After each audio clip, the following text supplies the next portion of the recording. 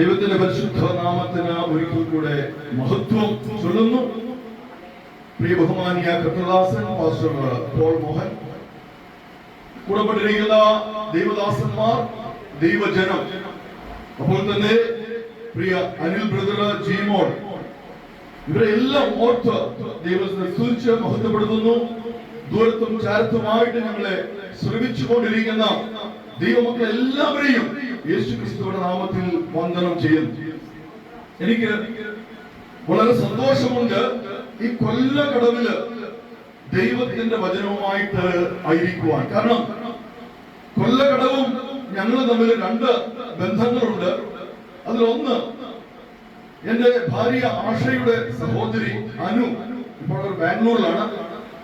അനുവിനെ വിവാഹം കഴിപ്പിച്ചിരിക്കുന്നതിന്റെ അടുത്ത് ഒരു ഭവനത്തിലാണ്, ചൗക്കയിൽ ഭവനത്തില്. അതിൽ സന്തോഷ് എന്ന് പറയുന്ന പ്രിയപ്പെട്ടവനാണ് അനുവിനെ വിവാഹം കഴിച്ചിരിക്കുന്നത്. സ്തോത്രം, ഹല്ലേലൂയ. രണ്ടാമത് ഞങ്ങൾ വളരെ സ്നേഹിക്കുന്ന, ഞങ്ങൾ ഒരുമിച്ച് ആരാധിക്കുന്ന പ്രിയ അനിൽ സഹോദരൻ ജീമോൾ, സ്തോത്രം, വളരെ അനുഗ്രഹിക്കപ്പെട്ട ഒരു കുടുംബം. പ്രിയ എസി ലോച്ചാന് വർഷങ്ങളായിട്ട് ഞങ്ങൾ തമ്മിൽ പരിചയമുണ്ട്. സ്തോത്രം, ഹല്ലേലൂയ. എല്ലാവരെയും ഓർത്ത് ദൈവത്തെ സ്തുതിച്ച് മഹത്വപ്പെടുത്തുന്നു. എനിക്ക് നല്ല ഉറപ്പുണ്ട്, നമ്മളിപ്പോൾ ആയിരിക്കുന്നതായ ഈ സാഹചര്യം അസമാധാനത്തിന്റെ ഒരു സാഹചര്യമാണ് ലോകമെമ്പാടും. കഴിഞ്ഞ 1.5 വർഷക്കാലമായിട്ട് എങ്ങോട്ട് തിരിഞ്ഞാൽ യുദ്ധം തന്നെയുള്ളൂ, യുദ്ധം തന്നെ, യുദ്ധം തന്നെ. ഇന്ന് ദേവദാസന്മാരുടെ ചിന്താ വിഷയം, ഇത് ഗോഗ് യുദ്ധമാണോ മാഗോഗ് യുദ്ധമാണോ? എനിക്ക് ഉറപ്പുണ്ട്, ഞാൻ ഇന്ന് കർത്താവ് എന്നെ ഏൽപ്പിച്ചിരിക്കുന്ന ഈ സമയത്ത് എന്റെ ബുദ്ധിയിൽ ഉറച്ചു നിന്നുകൊണ്ട് യെഹെസ്കേൽ പ്രവചനത്തിൽ നിന്നും ദാനിയേൽ പ്രവചനത്തിൽ നിന്നും വെളിപ്പാട് പുസ്തകത്തിൽ നിന്നും ഉദ്ധരണികൾ എടുത്തിട്ട് ഇസ്രായേൽ യുദ്ധത്തെ കുറിച്ച്, ഇറാൻ യുദ്ധത്തെ കുറിച്ച്, റഷ്യയുടെ യുദ്ധത്തെ കുറിച്ച്, ഉക്രൈൻ യുദ്ധത്തെ കുറിച്ച് ഇവിടെ പ്രസംഗിക്കുമെങ്കിൽ എനിക്ക് ഭയങ്കര മാർക്കറ്റായിരിക്കും. നാളെ മുതൽ എനിക്ക് ഇരിക്കുവാൻ സമയങ്ങളിൽ ഉറപ്പാണ്. പക്ഷെ അതിന് മുതിരാതെ കർത്താവുമായിട്ട് ഒരു ഉടമ്പടി വെച്ചിട്ടുണ്ട്. രക്ഷിക്കപ്പെട്ട് കർത്താവിന്റെ വേലയിലേക്ക് ഇറങ്ങിയ സമയത്ത് ദൈവവുമായിട്ട് ഒരു ഉടമ്പടി വെച്ചു. കർത്താവേ, അവിടുത്തെ വെളിപ്പാടിനാൽ ലഭിച്ചത് മാത്രമേ ഞാൻ സംസാരിക്കുകയുള്ളൂ എന്ന്. അതുകൊണ്ട് കർത്താവിന്റെ കൃപയാൽ ഈ നിമിഷം വരെയും മനുഷ്യന്റെ മുഖത്ത് നോക്കാതെ ദൈവസന്നിധിയിലേക്ക്, ദൈവത്തിന്റെ മുഖത്തേക്ക് നോക്കി അവിടുത്തെ മഹത്വമുള്ള ശുശ്രൂഷ ചെയ്യുവാനായിട്ട് കർത്താവ് വിളിച്ച് വേർതിരിച്ചിരിക്കുന്ന ഒരു വ്യക്തിയാണ് ഈ എളിയവൻ. ഹല്ലേലൂയ. പക്ഷെ അപ്പോൾ തന്നെ കർത്താവ് കഴിഞ്ഞ ദിവസം ഈ യോഗത്തെ സമർപ്പിച്ച് പ്രാർത്ഥിച്ചപ്പോൾ എനിക്ക് തന്ന വെളിപ്പാട് ഒരു യുദ്ധത്തെ കുറിച്ച് തന്നെയാണ്. പക്ഷേ അത് ഇസ്രായേൽ യുദ്ധമോ വെളിപ്പാട് പുസ്തക യുദ്ധങ്ങളോ അല്ല, അത് വേറൊരു യുദ്ധമാണ്. പിന്നാലെ നമ്മൾ കുരുവാക്യം വായിക്കുമ്പോൾ അത് മനസ്സിലാകും. കർത്താവ് അനുഗ്രഹിക്കുവാനാകട്ടെ. എനിക്ക്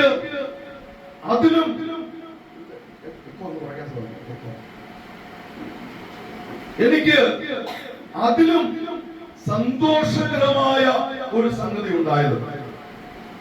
ഹല്ലേലൂയ.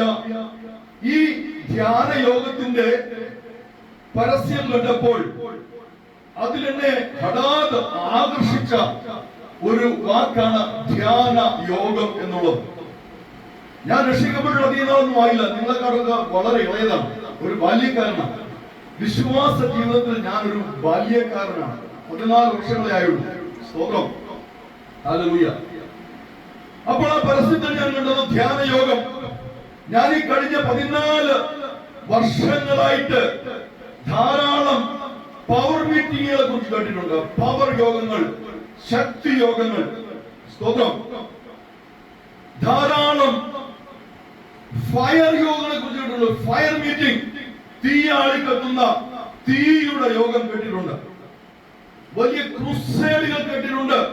കഴിഞ്ഞ 14 വർഷത്തെ അനുഭവം ഞാൻ ഈ പറയുന്നു.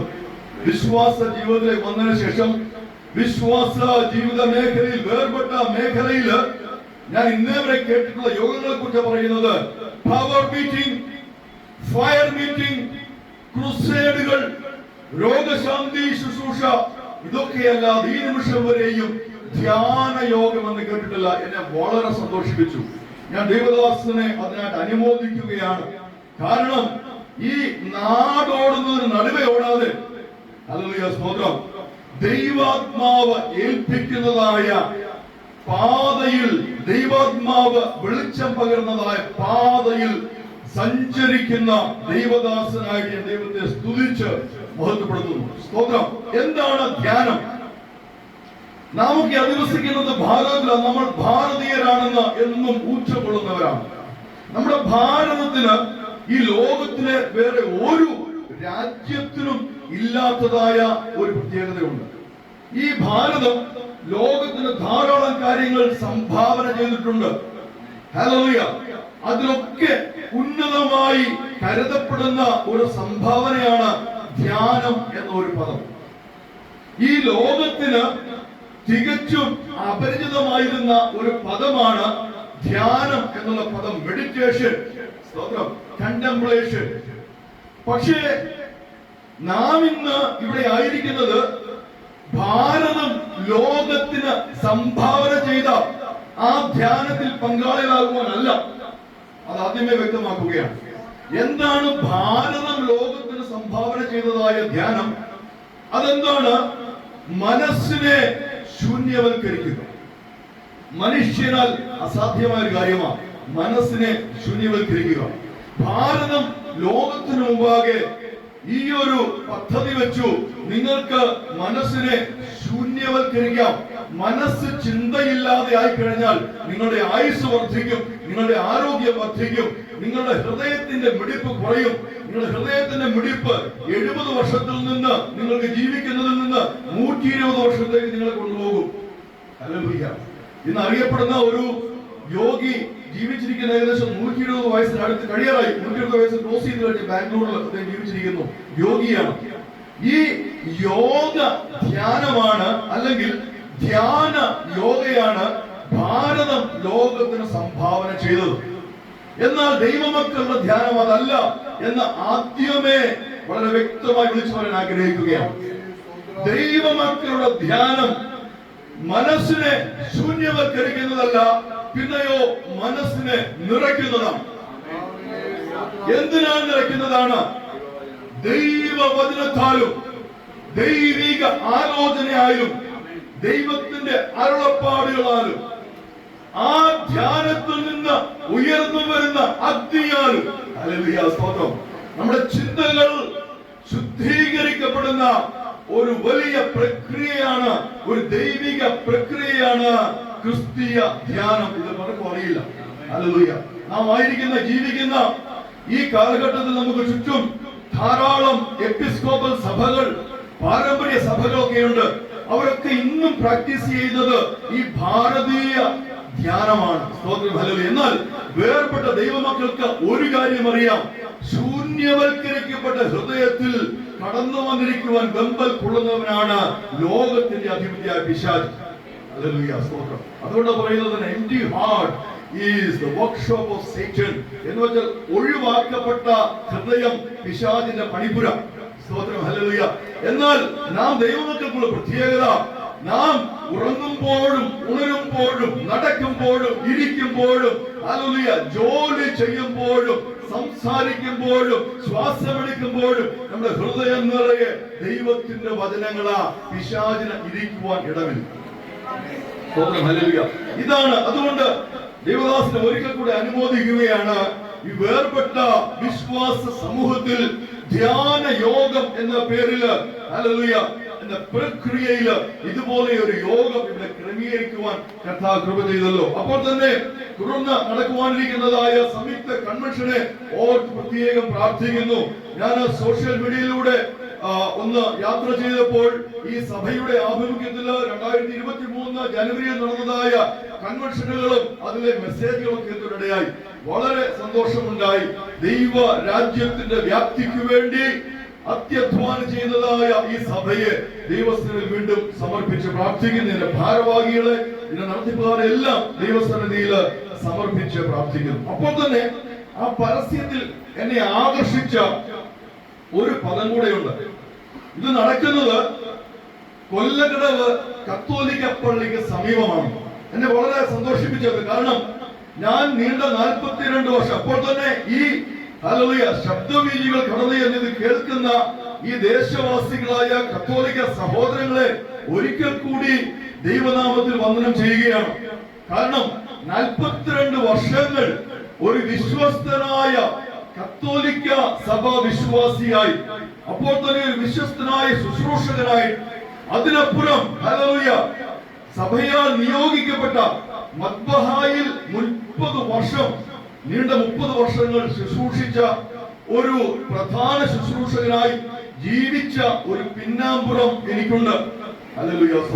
ഞാൻ അങ്ങനെ ജീവിക്കുന്ന കാലത്ത് സാധാരണ എന്റെ 10ാമത്തെ വയസ്സിൽ, എനിക്ക് 10 വയസ്സുള്ളപ്പോൾ പള്ളിയിൽ വന്ന വികാരിയച്ഛന് തോന്നി ഇവനിൽ എന്തോ പ്രത്യേകതയുണ്ട്. കാരണം നല്ലതുപോലെ പാടുമായിരുന്നു, വായനകളൊക്കെ നല്ല ഈണത്തിൽ ചൊല്ലുമായിരുന്നു. അപ്പോൾ പ്രിയ വൈദികൻ എന്നെ കരം പിടിച്ച് മദ്ബഹായിലേക്ക് പ്രവേശിപ്പിച്ച് 2 വർഷത്തെ പരിശീലനം തന്ന് കാര്യങ്ങളൊക്കെ പഠിപ്പിച്ച് സുറിയാനിയൊക്കെ പഠിപ്പിച്ച് 12ാമത്തെ വയസ്സിൽ ആ പള്ളിയിലെ മാരാമൺ മലങ്കര സുറിയാനി കത്തോലിക്ക പള്ളിയിലെ ഒരു പ്രധാന ശുശ്രൂഷകനായിട്ട് 12ാമത്തെ വയസ്സിൽ എന്നെ നിയോഗിച്ചു.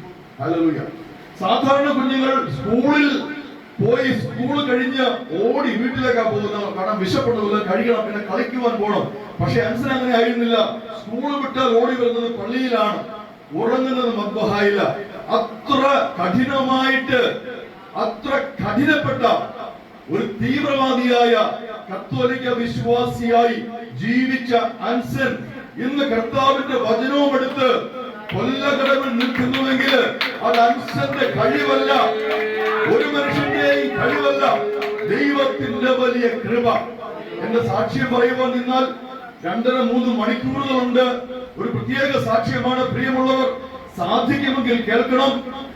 സമൂഹ മാധ്യമത്തിൽ നിങ്ങൾ നിങ്ങളുടെ മൊബൈലിൽ ആൻസൺ മാരാമൺ എന്ന് ടൈപ്പ് ചെയ്ത് സെർച്ച് ചെയ്താൽ ധാരാളം ചാനലുകളിൽ 2.5-3 മണിക്കൂറുള്ള സാക്ഷ്യങ്ങളുണ്ട്. എന്തുകൊണ്ട് അത് കേൾക്കണമെന്ന് ഞാൻ പറയുന്നത്, നാം സാധാരണ കേൾക്കുന്ന സാക്ഷ്യങ്ങളൊക്കെ ഹല്ലേലൂയ ശാപത്തിൽപ്പെട്ട്, കടഭാരത്തിൽപ്പെട്ട്, രോഗത്തിന്റെ പിടിയിൽപ്പെട്ട്, അപകടത്തിൽപ്പെട്ട്, ആ പടുകുഴിയിൽ നിന്ന് ദൈവം തന്റെ കൃപയാൽ പിടിച്ച് കയറ്റി രക്ഷയുടെ അനുഭവത്തിലേക്ക് നടത്തിയ സാക്ഷ്യങ്ങളാണ്.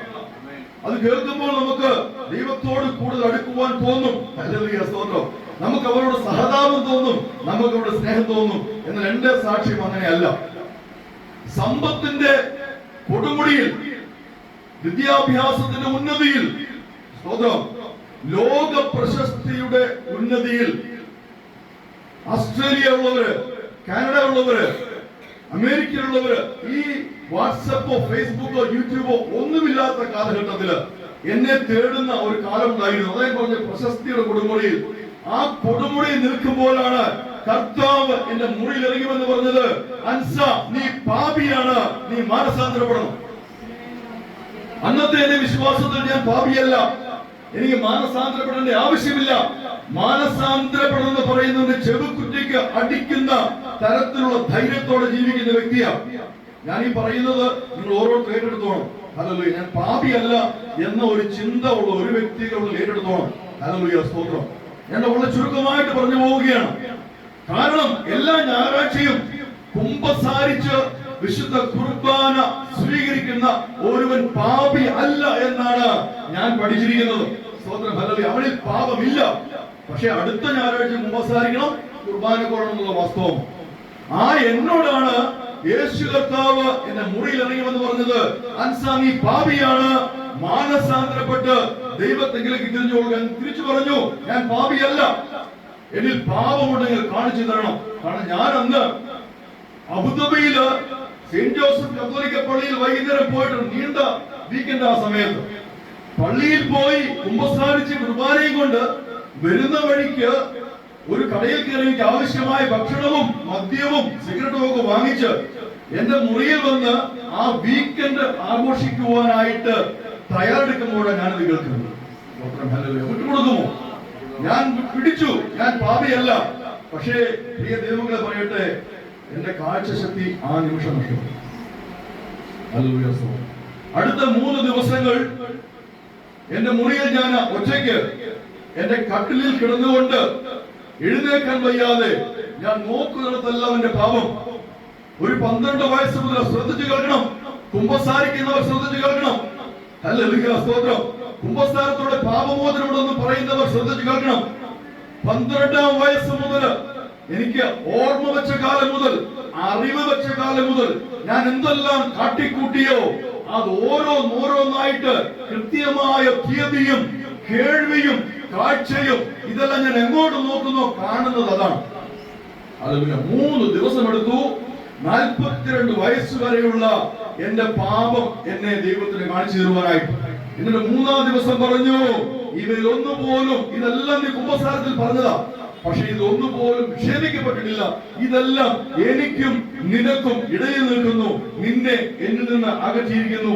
മാനസാന്തരപ്പെട്ട് തിരിഞ്ഞുകൊള്ളുക. അവിടെ നെടുമ്പാടം വീണു. കർത്താവിന്റെ കാലിൽ പിടിച്ചു. ഞാൻ പറഞ്ഞു, കർത്താവ് എന്നെ രക്ഷിക്കണമേ, സ്തോത്രം, എന്റെ പാപങ്ങളെ ക്ഷമിക്കണമേ. അവിടുന്ന് എഴുന്നേറ്റ് കഴിഞ്ഞപ്പോൾ എന്റെ എല്ലാ സിദ്ധികളും, എല്ലാ കഴിവുകളും, എല്ലാ അറിവും, എല്ലാ ജ്ഞാനവും ഒരു നിമിഷ നേരം കൊണ്ട് എന്നിൽ നിന്ന് ഓടി അകന്നു. ഹല്ലേലൂയ, സ്തോത്രം. ക്രിസ്തുവിൽ രക്ഷിക്കപ്പെട്ടവനായിട്ട്, വചനം അറിയാത്തവനായിട്ട്, ഒന്നും അറിയാത്തവനായിട്ട്, സ്തോത്രം, ഒരു ശൂന്യനായിട്ട് കർത്താവേ സ്തോത്രം, ആ നിമിഷം മുതൽ കർത്താവിന്റെ പണിക്കായിട്ട് ഏൽപ്പിച്ചു കൊടുത്തു. കർത്താവ് പറഞ്ഞു, ഇനിയും എന്റെ മൂക്കിൽ ശ്വാസം ഉണ്ടെങ്കിൽ ഞാൻ, ഹല്ലേലൂയ, കുംഭസാരത്തിലൂടെ എന്നെ വിശുദ്ധനായി പ്രഖ്യാപിക്കുന്ന ഒരു പ്രസ്ഥാനവുമായിട്ട് ചേർന്ന് പോവുകയില്ല. ഇനി ഞാൻ ജീവിക്കുന്നെങ്കിൽ എന്റെ പാപങ്ങളെ വെളിപ്പെടുത്തിയ, എന്നെ പാപി എന്ന് വിളിച്ച ക്രിസ്തുവിന് വേണ്ടി ജീവിക്കുമെന്ന് തീർച്ചപ്പെടുത്തി ഇറങ്ങി.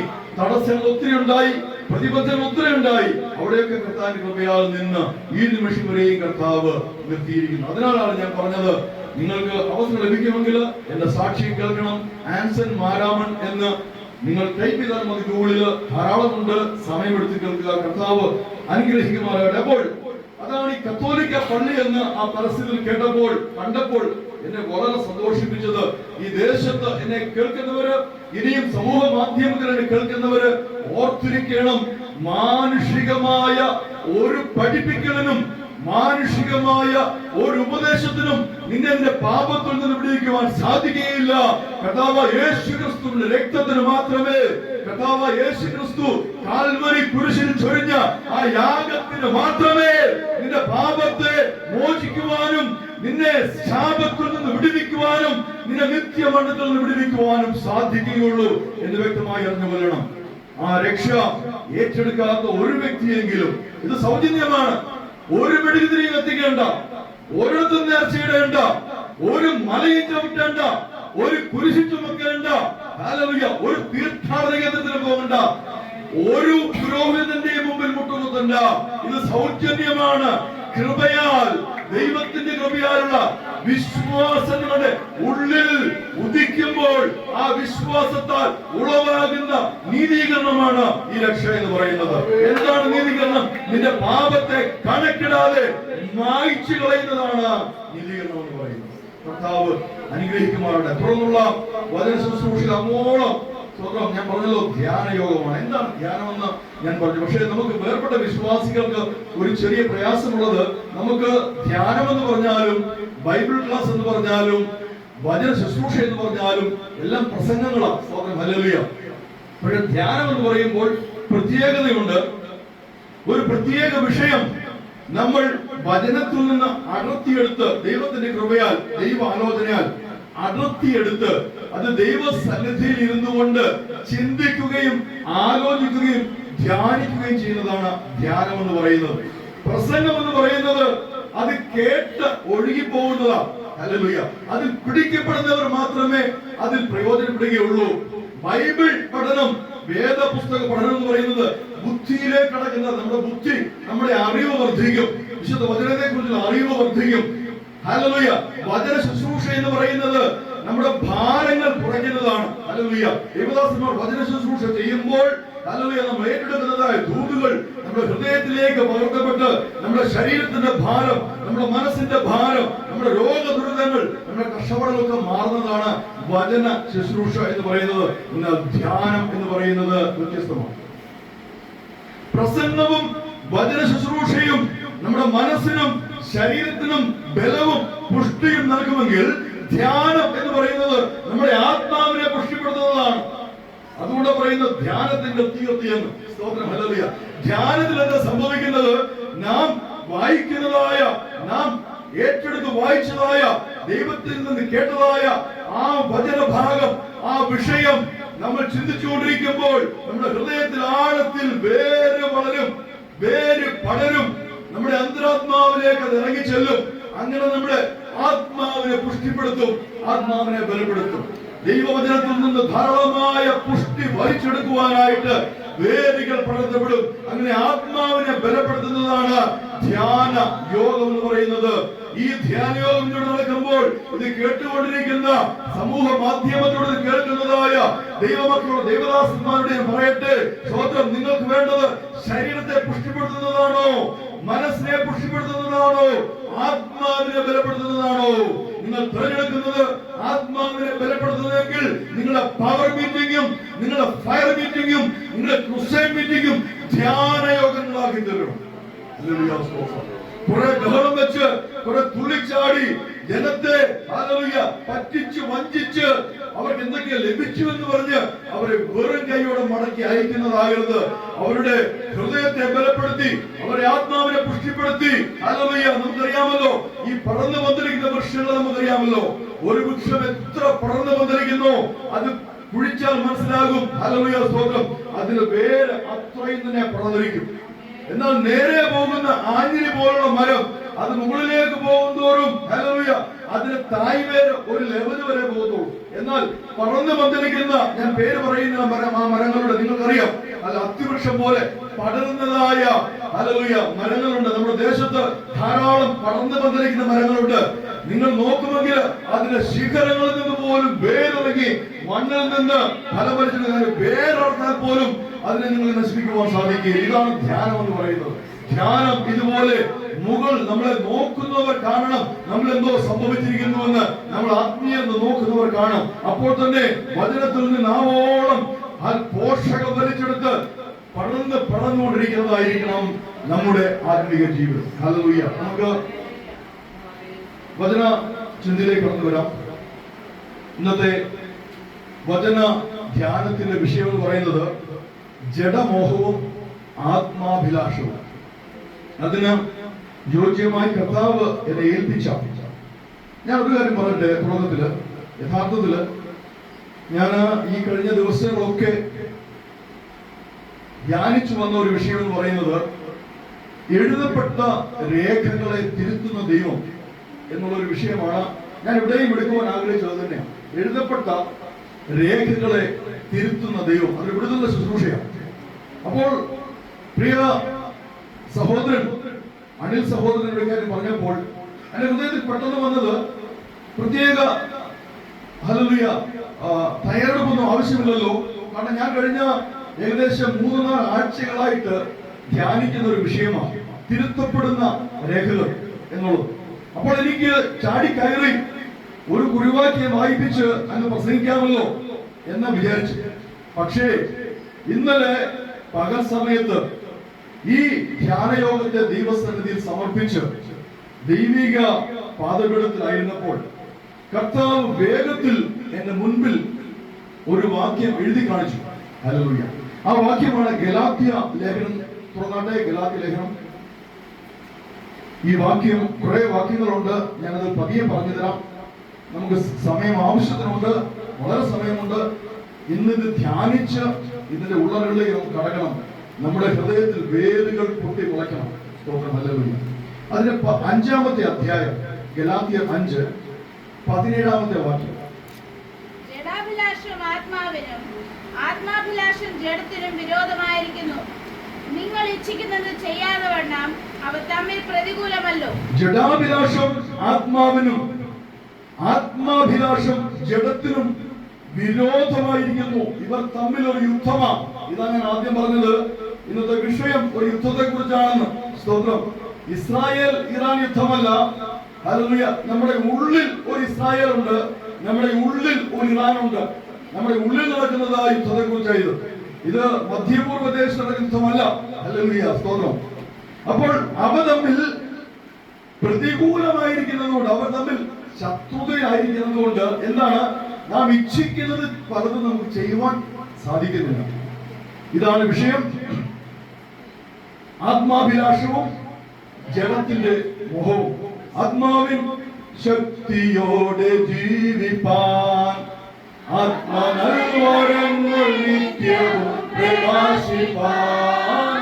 ആത്മാവിൻ ശക്തിയോടെ ജീവിപ്പാൻ ആത്മനൽവരങ്ങൾ നിത്യവും പ്രകാശിപ്പാൻ. ആത്മദായക നിരന്തരമായി എന്നെ ആത്മദാനങ്ങൾ പകരണമേ. ആത്മദായക നിരന്തരമായി എന്നെ ആത്മദാനങ്ങൾ പകരണമേ.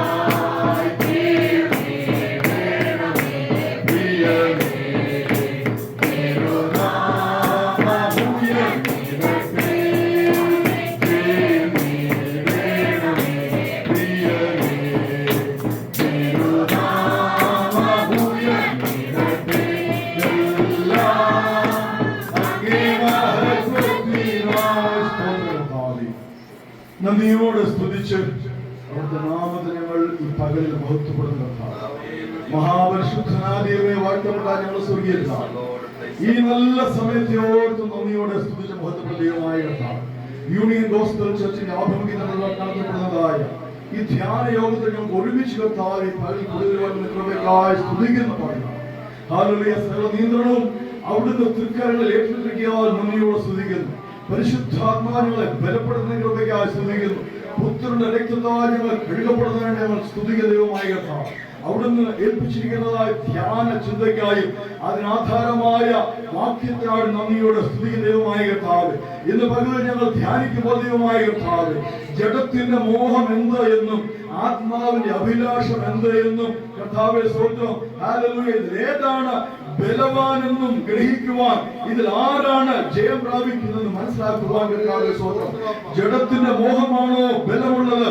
ജഡത്തിന്റെ മോഹമാണോ ജയം പ്രാപിക്കുന്നത്? അതോ ആത്മാവിന്റെ അഭിലാഷങ്ങളാണോ ഹല്ലേലൂയ ജയം പ്രാപിക്കുന്നത്? ഇന്ന് കർത്താവേ അടിയങ്ങൾക്ക് ഗ്രഹിക്കുവാൻ തക്കവണ്ണം ആഴത്തിൽ വേര് കിളിച്ചവരായി, ആഴത്തിൽ വേര് വളർത്തപ്പെട്ടവരായി, ആഴത്തിൽ വേര് പടർത്തപ്പെട്ടവരായി കർത്താവേ, ഞങ്ങൾ കേൾക്കുന്ന വചനഭാഗങ്ങളിൽ നിന്നും ആവശ്യത്തിന് പോഷക ഗുണങ്ങൾ വലിച്ചെടുത്തുകൊണ്ട് ഞങ്ങളുടെ ആത്മാവിനെ ഇന്ന് ബലപ്പെടുത്തുവാൻ അവിടുത്തെ സന്നിധിയിൽ ഞങ്ങൾക്ക് ഒരുക്കത്തോടെ ആയിരിക്കുവാൻ ദൈവമായ കർത്താവ്, ഈ വചനത്തെ ശ്രദ്ധിക്കുന്ന ഒരു വ്യക്തിയെങ്കിലും കർത്താവ് യേശു ക്രിസ്തുവിനെ സ്വന്തം രക്ഷിതാവും കർത്താവുമായി സ്വീകരിച്ചിട്ടില്ലാത്ത നിലയിലാണെങ്കിൽ കർത്താവെ മാനസാന്തരപ്പെടുവാനും യേശു ക്രിസ്തുവിനെ സ്വന്തം രക്ഷിതാവും കർത്താവുമായി ഇന്ന് പകലിൽ സ്വീകരിക്കുവാനും കർത്താവെ തുടർന്നുള്ള ജീവിതം യേശു ക്രിസ്തുവിന് വേണ്ടി മാറ്റിവെക്കുവാനുള്ള തീരുമാനം എടുക്കുവാനുമായിട്ട് ഞങ്ങളെ ബലപ്പെടുത്തണമേ. സഭയുടെ ദൈവദാസനെ കുടുംബത്തോടെ കരങ്ങളിലേക്ക് സമർപ്പിച്ച് പ്രാർത്ഥിക്കുന്നു കർത്താവേ. ഹല്ലേലൂയ. ഭവനത്തെ അവിടുത്തെ കരങ്ങളിലേക്ക് സമർപ്പിച്ച് പ്രാർത്ഥിക്കുന്നു.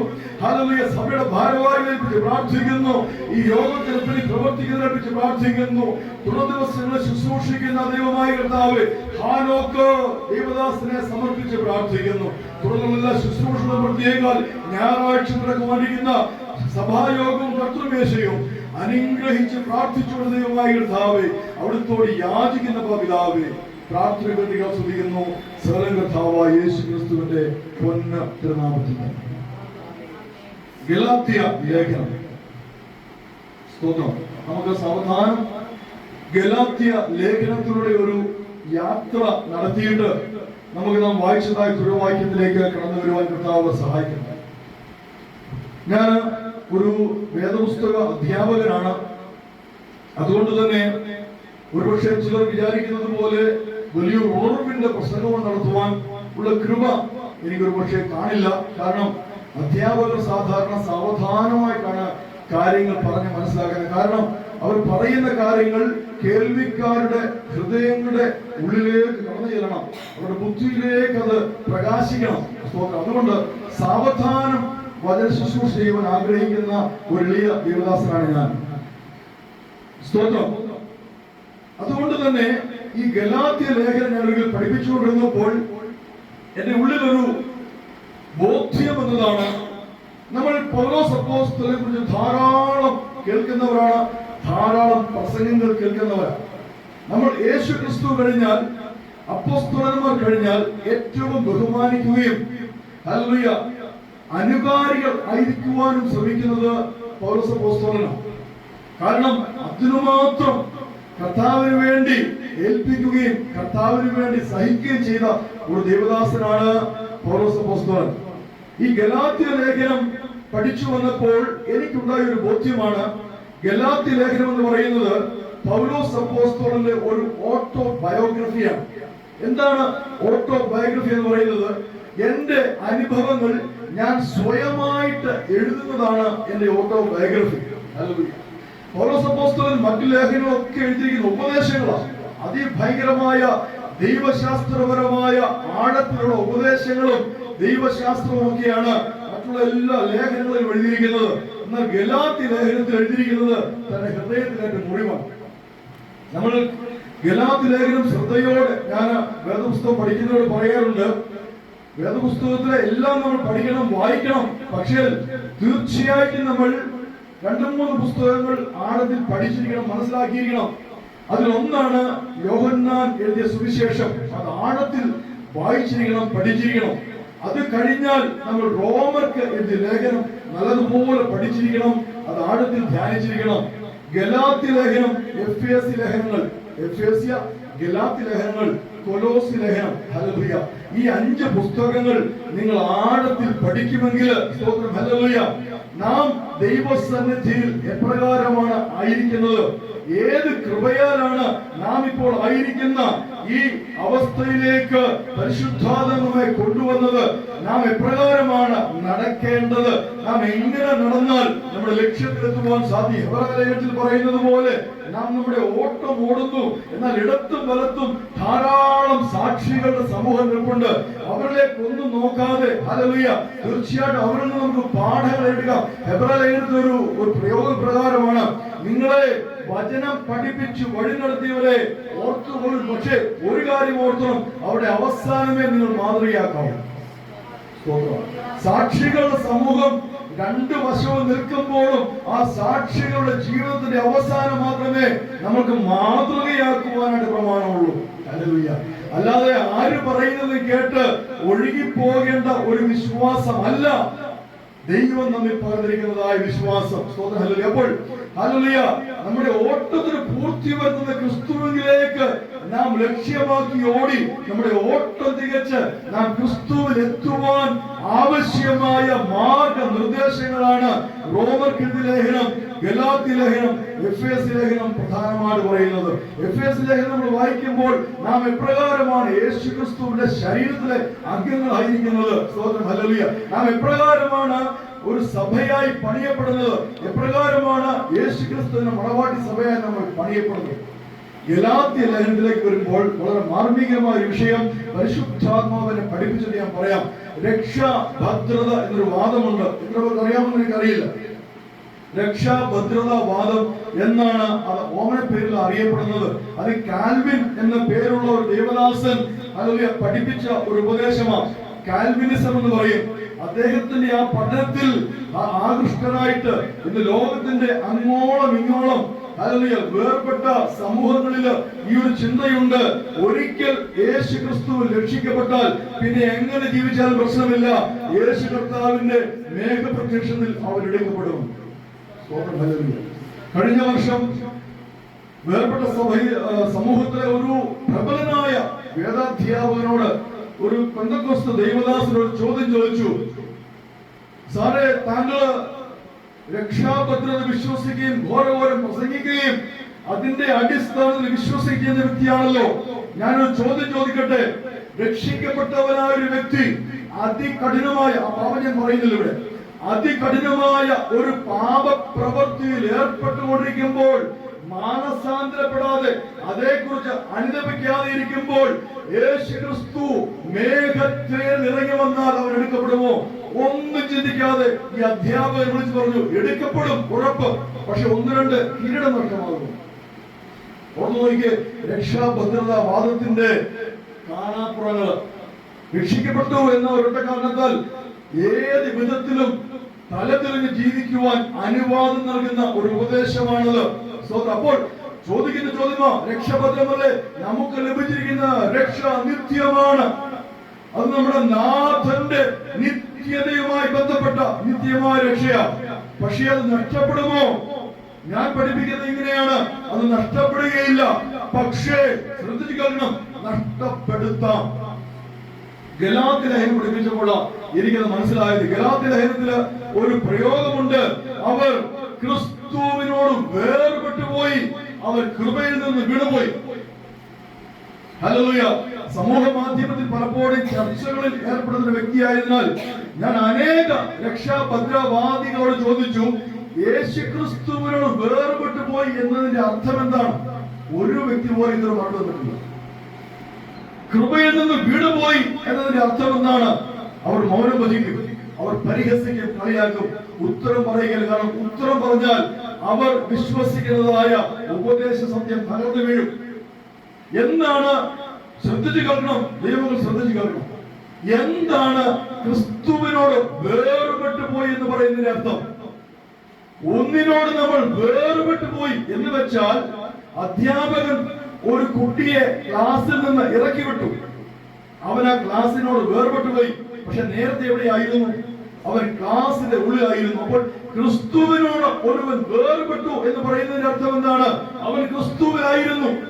ഹല്ലേലൂയ. കർത്താവിനെ സ്തുതിക്കാമോ?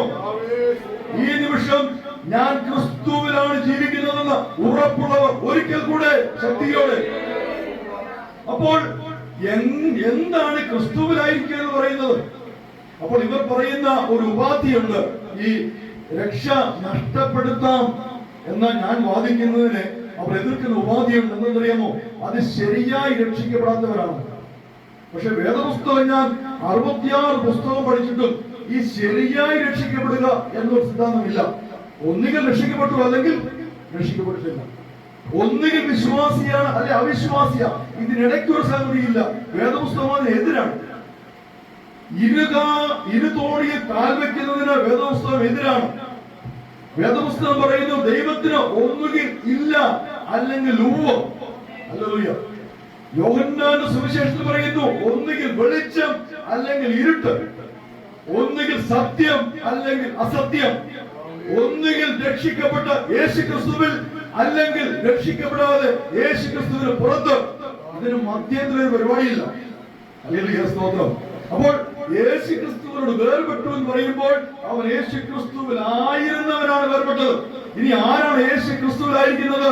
രക്ഷിക്കപ്പെട്ടവനാണ് യേശു ക്രിസ്തുവിലായിരിക്കുന്നത്. എന്താണ് യേശു ക്രിസ്തുവിലായിരിക്കുക? യേശു ക്രിസ്തുവിലായിരിക്കുക എന്ന് പറഞ്ഞാൽ യേശു ക്രിസ്തുവിന്റെ ശരീരത്തിലെ ഒരു അംഗമായി തീരുക.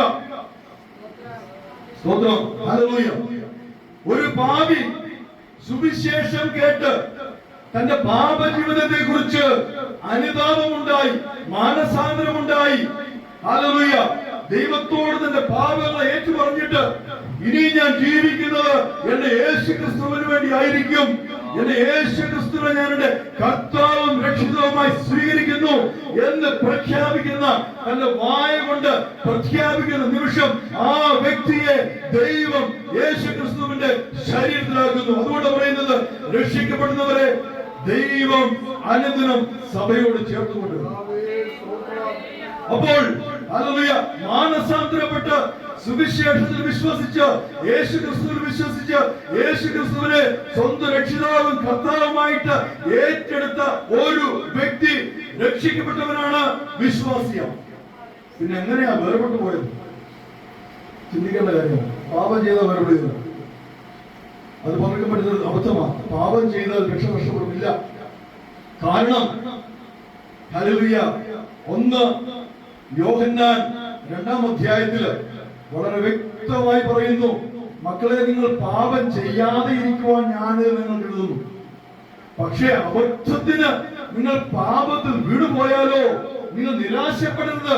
യൂദ തൂങ്ങിച്ചതുപോലെ തൂങ്ങിച്ചാകരുത്. എന്താണ്? നിങ്ങൾക്ക് വേണ്ടി പക്ഷപാതം ചെയ്യുവാനായിട്ട് നമ്മുടെ കർത്താവ് മഹത്വത്തിന്റെ വലതുഭാഗത്തിരിക്കുന്നു. ഹല്ലേലൂയ. നിങ്ങളുടെ ഉള്ളിൽ വസിക്കുന്ന പരിശുദ്ധാത്മാവ് നിങ്ങളെ ആദ്യം മുതലേ ബോധ്യപ്പെടുത്തും. സഹോദര, സഹോദരി, നീ പോകുന്നത് പാപത്തിലേക്കാണ്, നീ വീഴാൻ പോകുന്ന പാപത്തിലേക്കാണ്. അത് ചെയ്യരുത്, അത് ചെയ്യരുത്, ചെയ്യരുത്. പക്ഷെ നാം അത് ചെയ്യും. അതാണ് ഇപ്പോൾ നമ്മുടെ വിഷയവും. ജഡത്തിന്റെ മോഹങ്ങൾ, അതാ വിഷയം.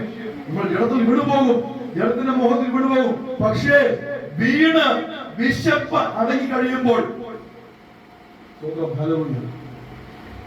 ശരീരത്തിന്റെ വിശപ്പ്, പാപം ചെയ്യുവാനുള്ള വിശപ്പുണ്ടല്ലോ, പാപം ചെയ്യാനുള്ള വിശപ്പ്, പാപം ചെയ്ത് ആ വിശപ്പടക്കി നാം കസേരയിൽ നീണ്ടു നിവർന്ന് കിടക്കുമ്പോൾ ഓർക്കും, കുറച്ചു മുമ്പ് പരിശുദ്ധാത്മാവ് പറഞ്ഞത്, മോനെ, നീ പാപം ചെയ്യുവാനല്ലേ പോകുന്നത്, ചെയ്യരുതേ, പോകരുതേ. വേഗം മടങ്ങി ക്രിസ്തുവിന്റെ സന്നിധിയിലേക്ക് വന്ന് മുഴങ്കാൽ മടക്കി, കർത്താവേ, എന്നോട് പറഞ്ഞതാണ് ചെയ്യുന്നതെന്ന്, ഞാൻ വീണുപോയേ, എന്നോട് ക്ഷമിക്കണമേ എന്ന് മാറത്തടിച്ച് നീ നിലവിളിക്കുമെങ്കിൽ നിന്നോട് ക്ഷമിക്കുവാൻ വേണ്ടിയാണ് മഹത്വത്തിന് വലത് ഭാഗം ക്രിസ്തു ഉപവിഷ്ടനായിരിക്കുന്നത്. പക്ഷേ പാപം ചെയ്യുമ്പോൾ ലൈസൻസ് അല്ല, പാപം ചെയ്യരുത്. യോഹന്നാൻ വീണ്ടും എഴുതുന്നു, പാപം ചെയ്യുന്നവൻ പിശാചിന്റെ സന്തതിയെന്ന്. ഓർത്തുകൊള്ളണം. ഹല്ലേലൂയ. എബ്രായലേഖനത്തിൽ അതാ പറയുന്നത്, സത്യത്തിന്റെ പരിജ്ഞാനം ലഭിച്ച ശേഷം നീ അറിഞ്ഞുകൊണ്ട് പാപം ചെയ്താൽ, അറിഞ്ഞുകൊണ്ട് പാപം ചെയ്യാന്ന് പറഞ്ഞാൽ ഈ തെറ്റിൽ വീണ് പോകുന്നതിനെ കുറിച്ചാണ് പറയുന്നത്. ഞാനത് ചെയ്തിരിക്കും. കാരണം എന്റെ അയൽവക്കത്തുള്ള ഒരുവൻ എനിക്കെതിരെ എന്തോ ദ്രോഹം ചെയ്തു, ഞാൻ തീരുമാനിച്ചു അവനെ കൊല്ലുക, അവനെ തട്ടുക തീരുമാനിച്ചു. ആ തീരുമാനം തെറ്റല്ല, കാരണം അത് ജഡികമാണ്, മാനുഷികമാണ്. ഞാൻ തീരുമാനിച്ചു പോകും.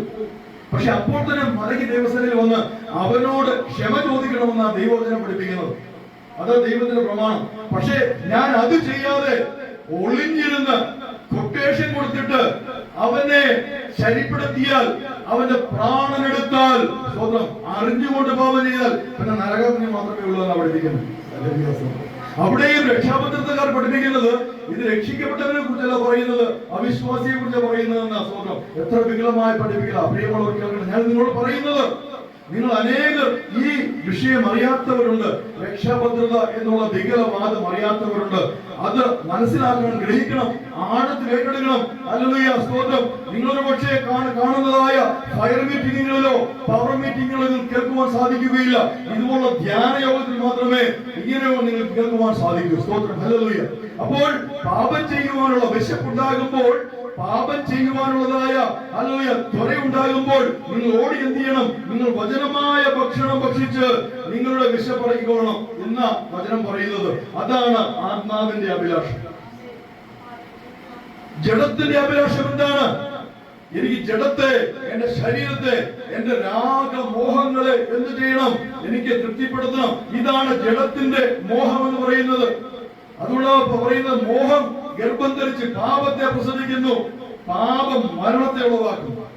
ഹല്ലേലൂയ. അപ്പോൾ ജഡത്തിന്റെ മോഹം എപ്പോഴും ഈ ലോകത്തിലെ ചിന്തകളോടാ, ഈ ലോകത്തിലെ ആഡംബരങ്ങളോടാ, ഈ ലോകത്തിലെ മനോഹര വസ്തുക്കളോടാണ്.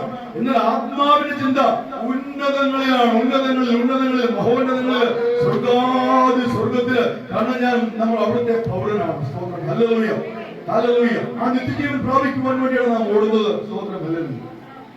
അപ്പോൾ ഇതാണ് ഗലാത്യ ലേഖനത്തിൽ പൗലോസ് അപ്പോസ്തലൻ പഠിപ്പിക്കുന്ന ക്രിസ്തുവിനോട് വേർപെട്ടു പോയി എന്ന് പറയുന്നത്. നമ്മൾ അതിന്റെ ആദ്യ ഭാഗം പഠിക്കുമ്പോൾ എങ്ങനെയാണ് ക്രിസ്തുവിൽ നിന്ന് വേർപെട്ടു പോയത് പൗലോസ് അപ്പോസ്തലൻ വ്യക്തമായി പറയുന്നുണ്ട്. എന്ത് ചെയ്തു? അന്നത്തെ കാലത്ത് ഞാൻ പറഞ്ഞല്ലോ, ഗലാത്യ ലേഖനം എന്ന് പറയുന്നത് പൗലോസ് അപ്പോസ്തലന്റെ ഒരു ഓട്ടോബയോഗ്രഫിയാണ്. തന്റെ ഹൃദയത്തിന്റെ വേദനകളെ നമ്മൾ പങ്കുവയ്ക്കുന്നതാണ്. പൗലോസ് അപ്പോസ്തലൻ അതിന്റെ ആദ്യ ഭാഗം വായിക്കാമോ? ഗലാത്യ ലേഖനം 1-ാം അധ്യായത്തിന്റെ 1-ാം ഭാഗം വായിക്കാം. 1-ാം അധ്യായം 1-ാം ഭാഗം 1-ാം വാക്യം.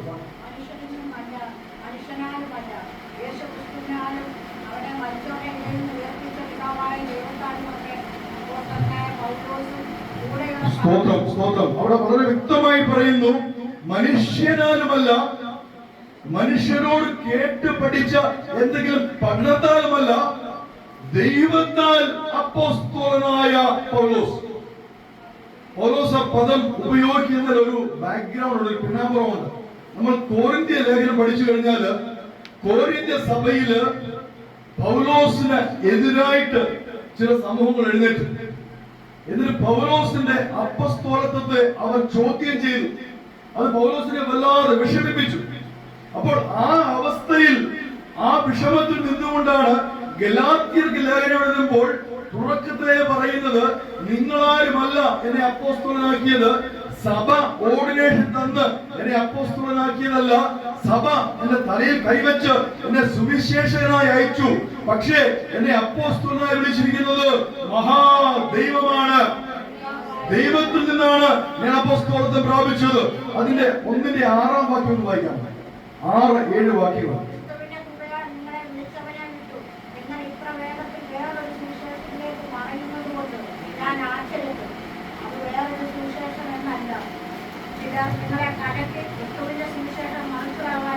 അപ്പോൾ ഇതാണ് അപ്പോസ്തലന്റെ ഹൃദയത്തിൽ ഇപ്പോഴുള്ള വലിയൊരു വേദന.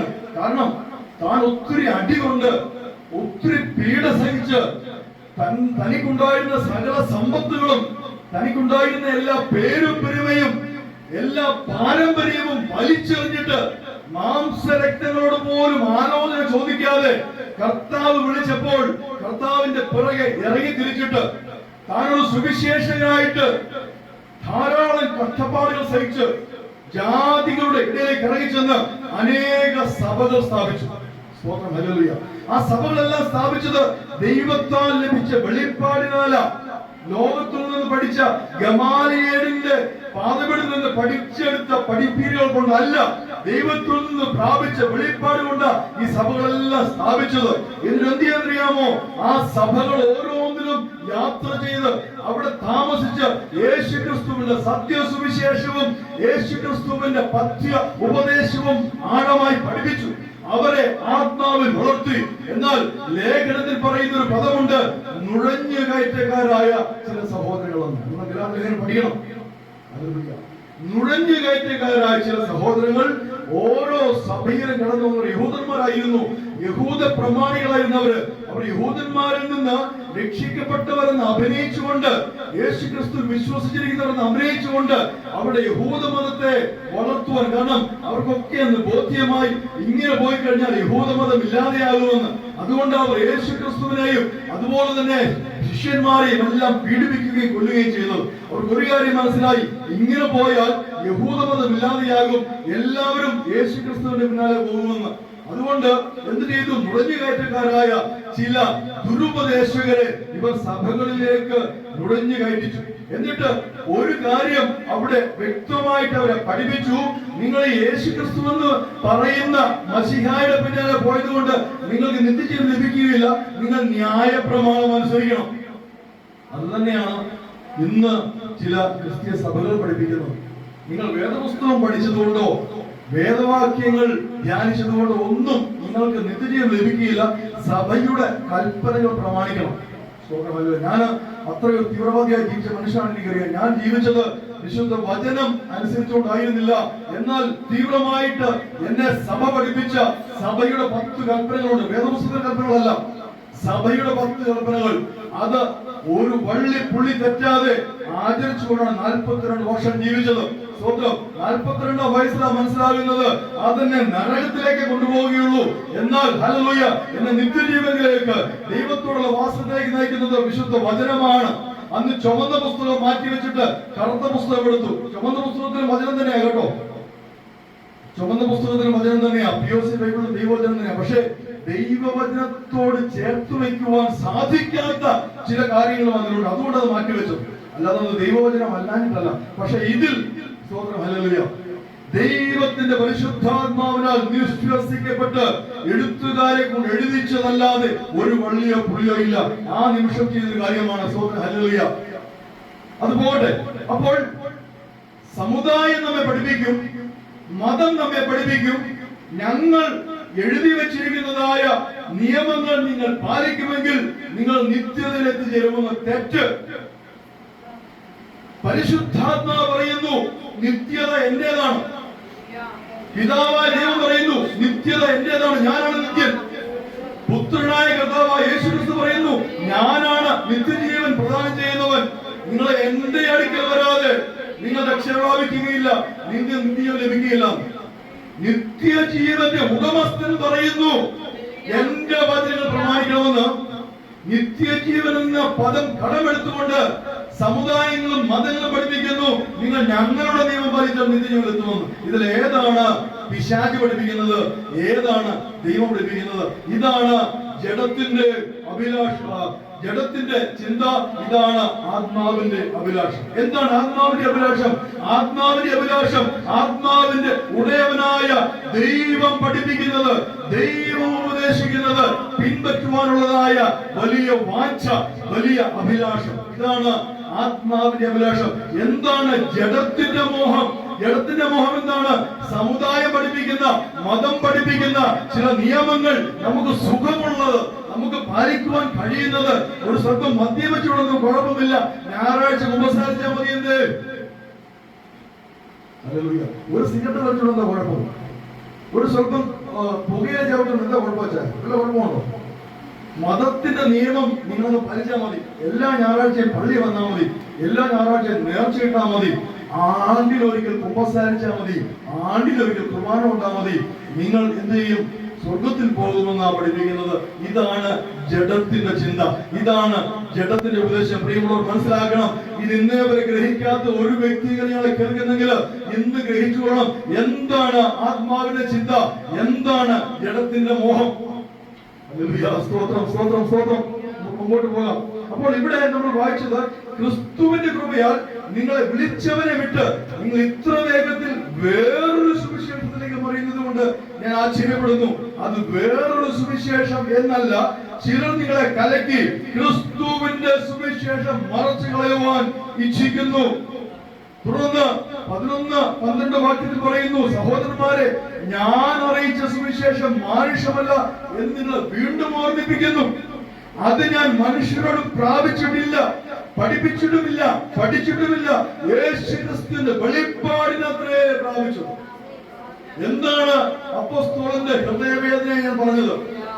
താൻ ദൈവത്തിൽ നിന്ന് വെളിപ്പാടിനാൽ പ്രാപിച്ച സുവിശേഷം ദേശാന്തരമായി നടന്ന് സുവിശേഷിച്ചിട്ട് അനേകരെ ക്രിസ്തുവിലേക്ക് കൊണ്ടുവന്ന് ലോകത്തിന്റെ മുഖത്തിൽ നിന്ന്, മതഭ്രാന്തിൽ നിന്ന് അവരെ വിടുവിച്ച്, മതവിശ്വാസത്തിൽ നിന്ന്, പൗരോഹിത്യ മേധാവിത്വത്തിൽ നിന്ന്, പൗരോഹിത്യ ബന്ധനത്തിൽ നിന്ന് നിന്ന് അവരെ വിടുവിച്ച് ദൈവസന്നിധിയിൽ കൊണ്ട് നിർത്തി അവരെ ക്രിസ്തുവിന്റെ ശരീരമായി പണിഞ്ഞ് ഉറപ്പിച്ച് സഭയായി നടത്തിക്കൊണ്ടിരിക്കുമ്പോൾ ചില നുഴഞ്ഞുകയറ്റക്കാർ വേറൊരു സുവിശേഷം ഈ സഭകളിൽ വന്നു. ചിലർ അത് കേട്ട് വഴിതെറ്റിപ്പോയി. ദുരുപദേശത്തിൽ പെട്ട് വഴിതെറ്റി പോകുന്നതിനെ കുറിച്ച് പൗലോസ് അപ്പോസ്തലൻ പഠിപ്പിക്കുന്നത് അവർ ക്രിസ്തുവിനോട് വേർപെട്ടുപോയി, കൃപയിൽ നിന്ന് വീണുപോയി. ഇത് മനസ്സിലായവർ മാത്രം കരങ്ങൾ ശ്രമിക്കാമോ?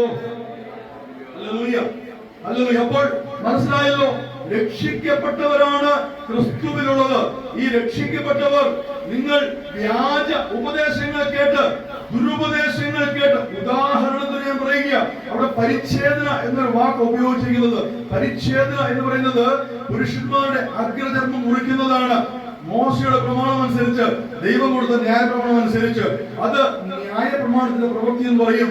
ഇവരെ ചില പറഞ്ഞു, നിങ്ങൾ എത്ര ഹല്ലേലൂയ സ്തോത്രം പാടി തമ്പുരാനടിച്ച് തുള്ളിച്ചാടിയാലും സ്വർഗ്ഗത്തിൽ പോകുകയില്ല, നിങ്ങൾ പരിച്ഛേദന ഏൽക്കണം.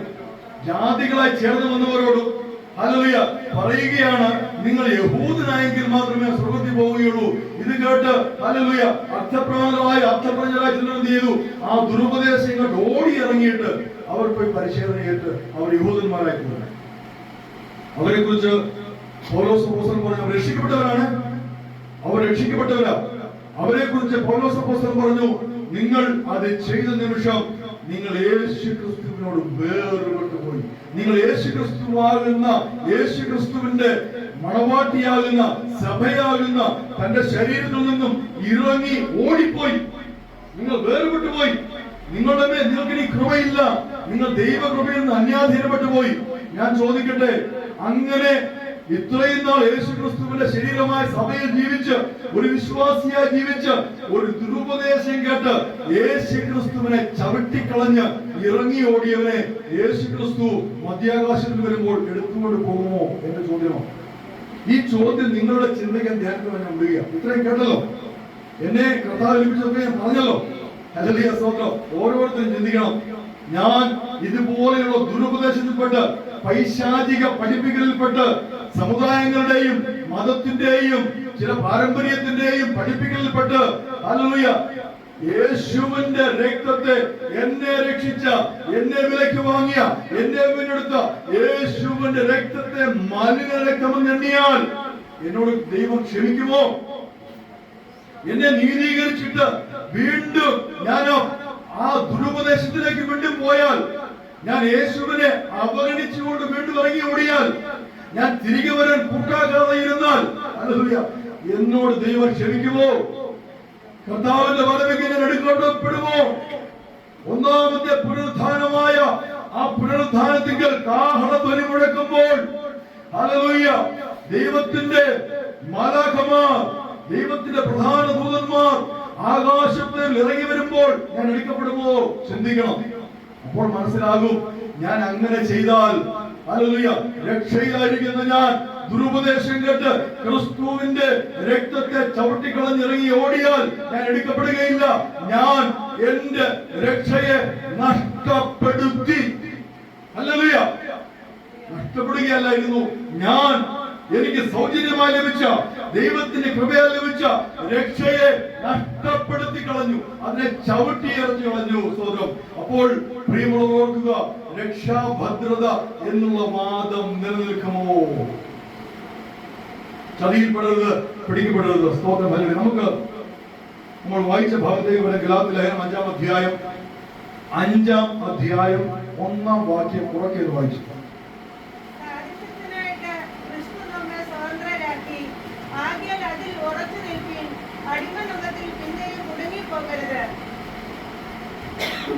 സ്തോത്രം. ഇത്രയും നിങ്ങൾ കേട്ടപ്പോൾ എനിക്ക് ഉറപ്പുണ്ട്, ഈ ഒരു വാക്യം വിശദീകരിക്കേണ്ട ആവശ്യമില്ല. സ്വാതന്ത്ര്യത്തിനായിട്ട് ക്രിസ്തു നമ്മെ സ്വതന്ത്രരാക്കി, നമ്മെ രക്ഷിച്ചു. എവിടെ നിന്ന് സ്വതന്ത്രരാക്കി? പാപത്തിന്റെ കരാള ഹസ്തത്തിൽ നിന്ന് നമ്മെ സ്വതന്ത്രരാക്കി. പിശാചിന്റെ ഉടമസ്ഥതയിൽ നിന്ന് നമ്മെ സ്വതന്ത്രരാക്കി. എങ്ങനെ സ്വതന്ത്രരാക്കിയത്? തന്റെ രക്തം മറുപടിയായി കൊടുത്തിട്ട്. ആരുടെ കയ്യിലാണ് മറുപടിയായി കൊടുത്തത്? ഉടമസ്ഥന്റെ കയ്യിൽ. ആരാണ് നമ്മുടെ യഥാർത്ഥ ഉടമസ്ഥൻ? പിതാവായ ദൈവം. ചിലർ തെറ്റായി പഠിപ്പിക്കും പിശാചിന്റെ കയ്യിലെ കൊടുക്കുന്നതല്ല.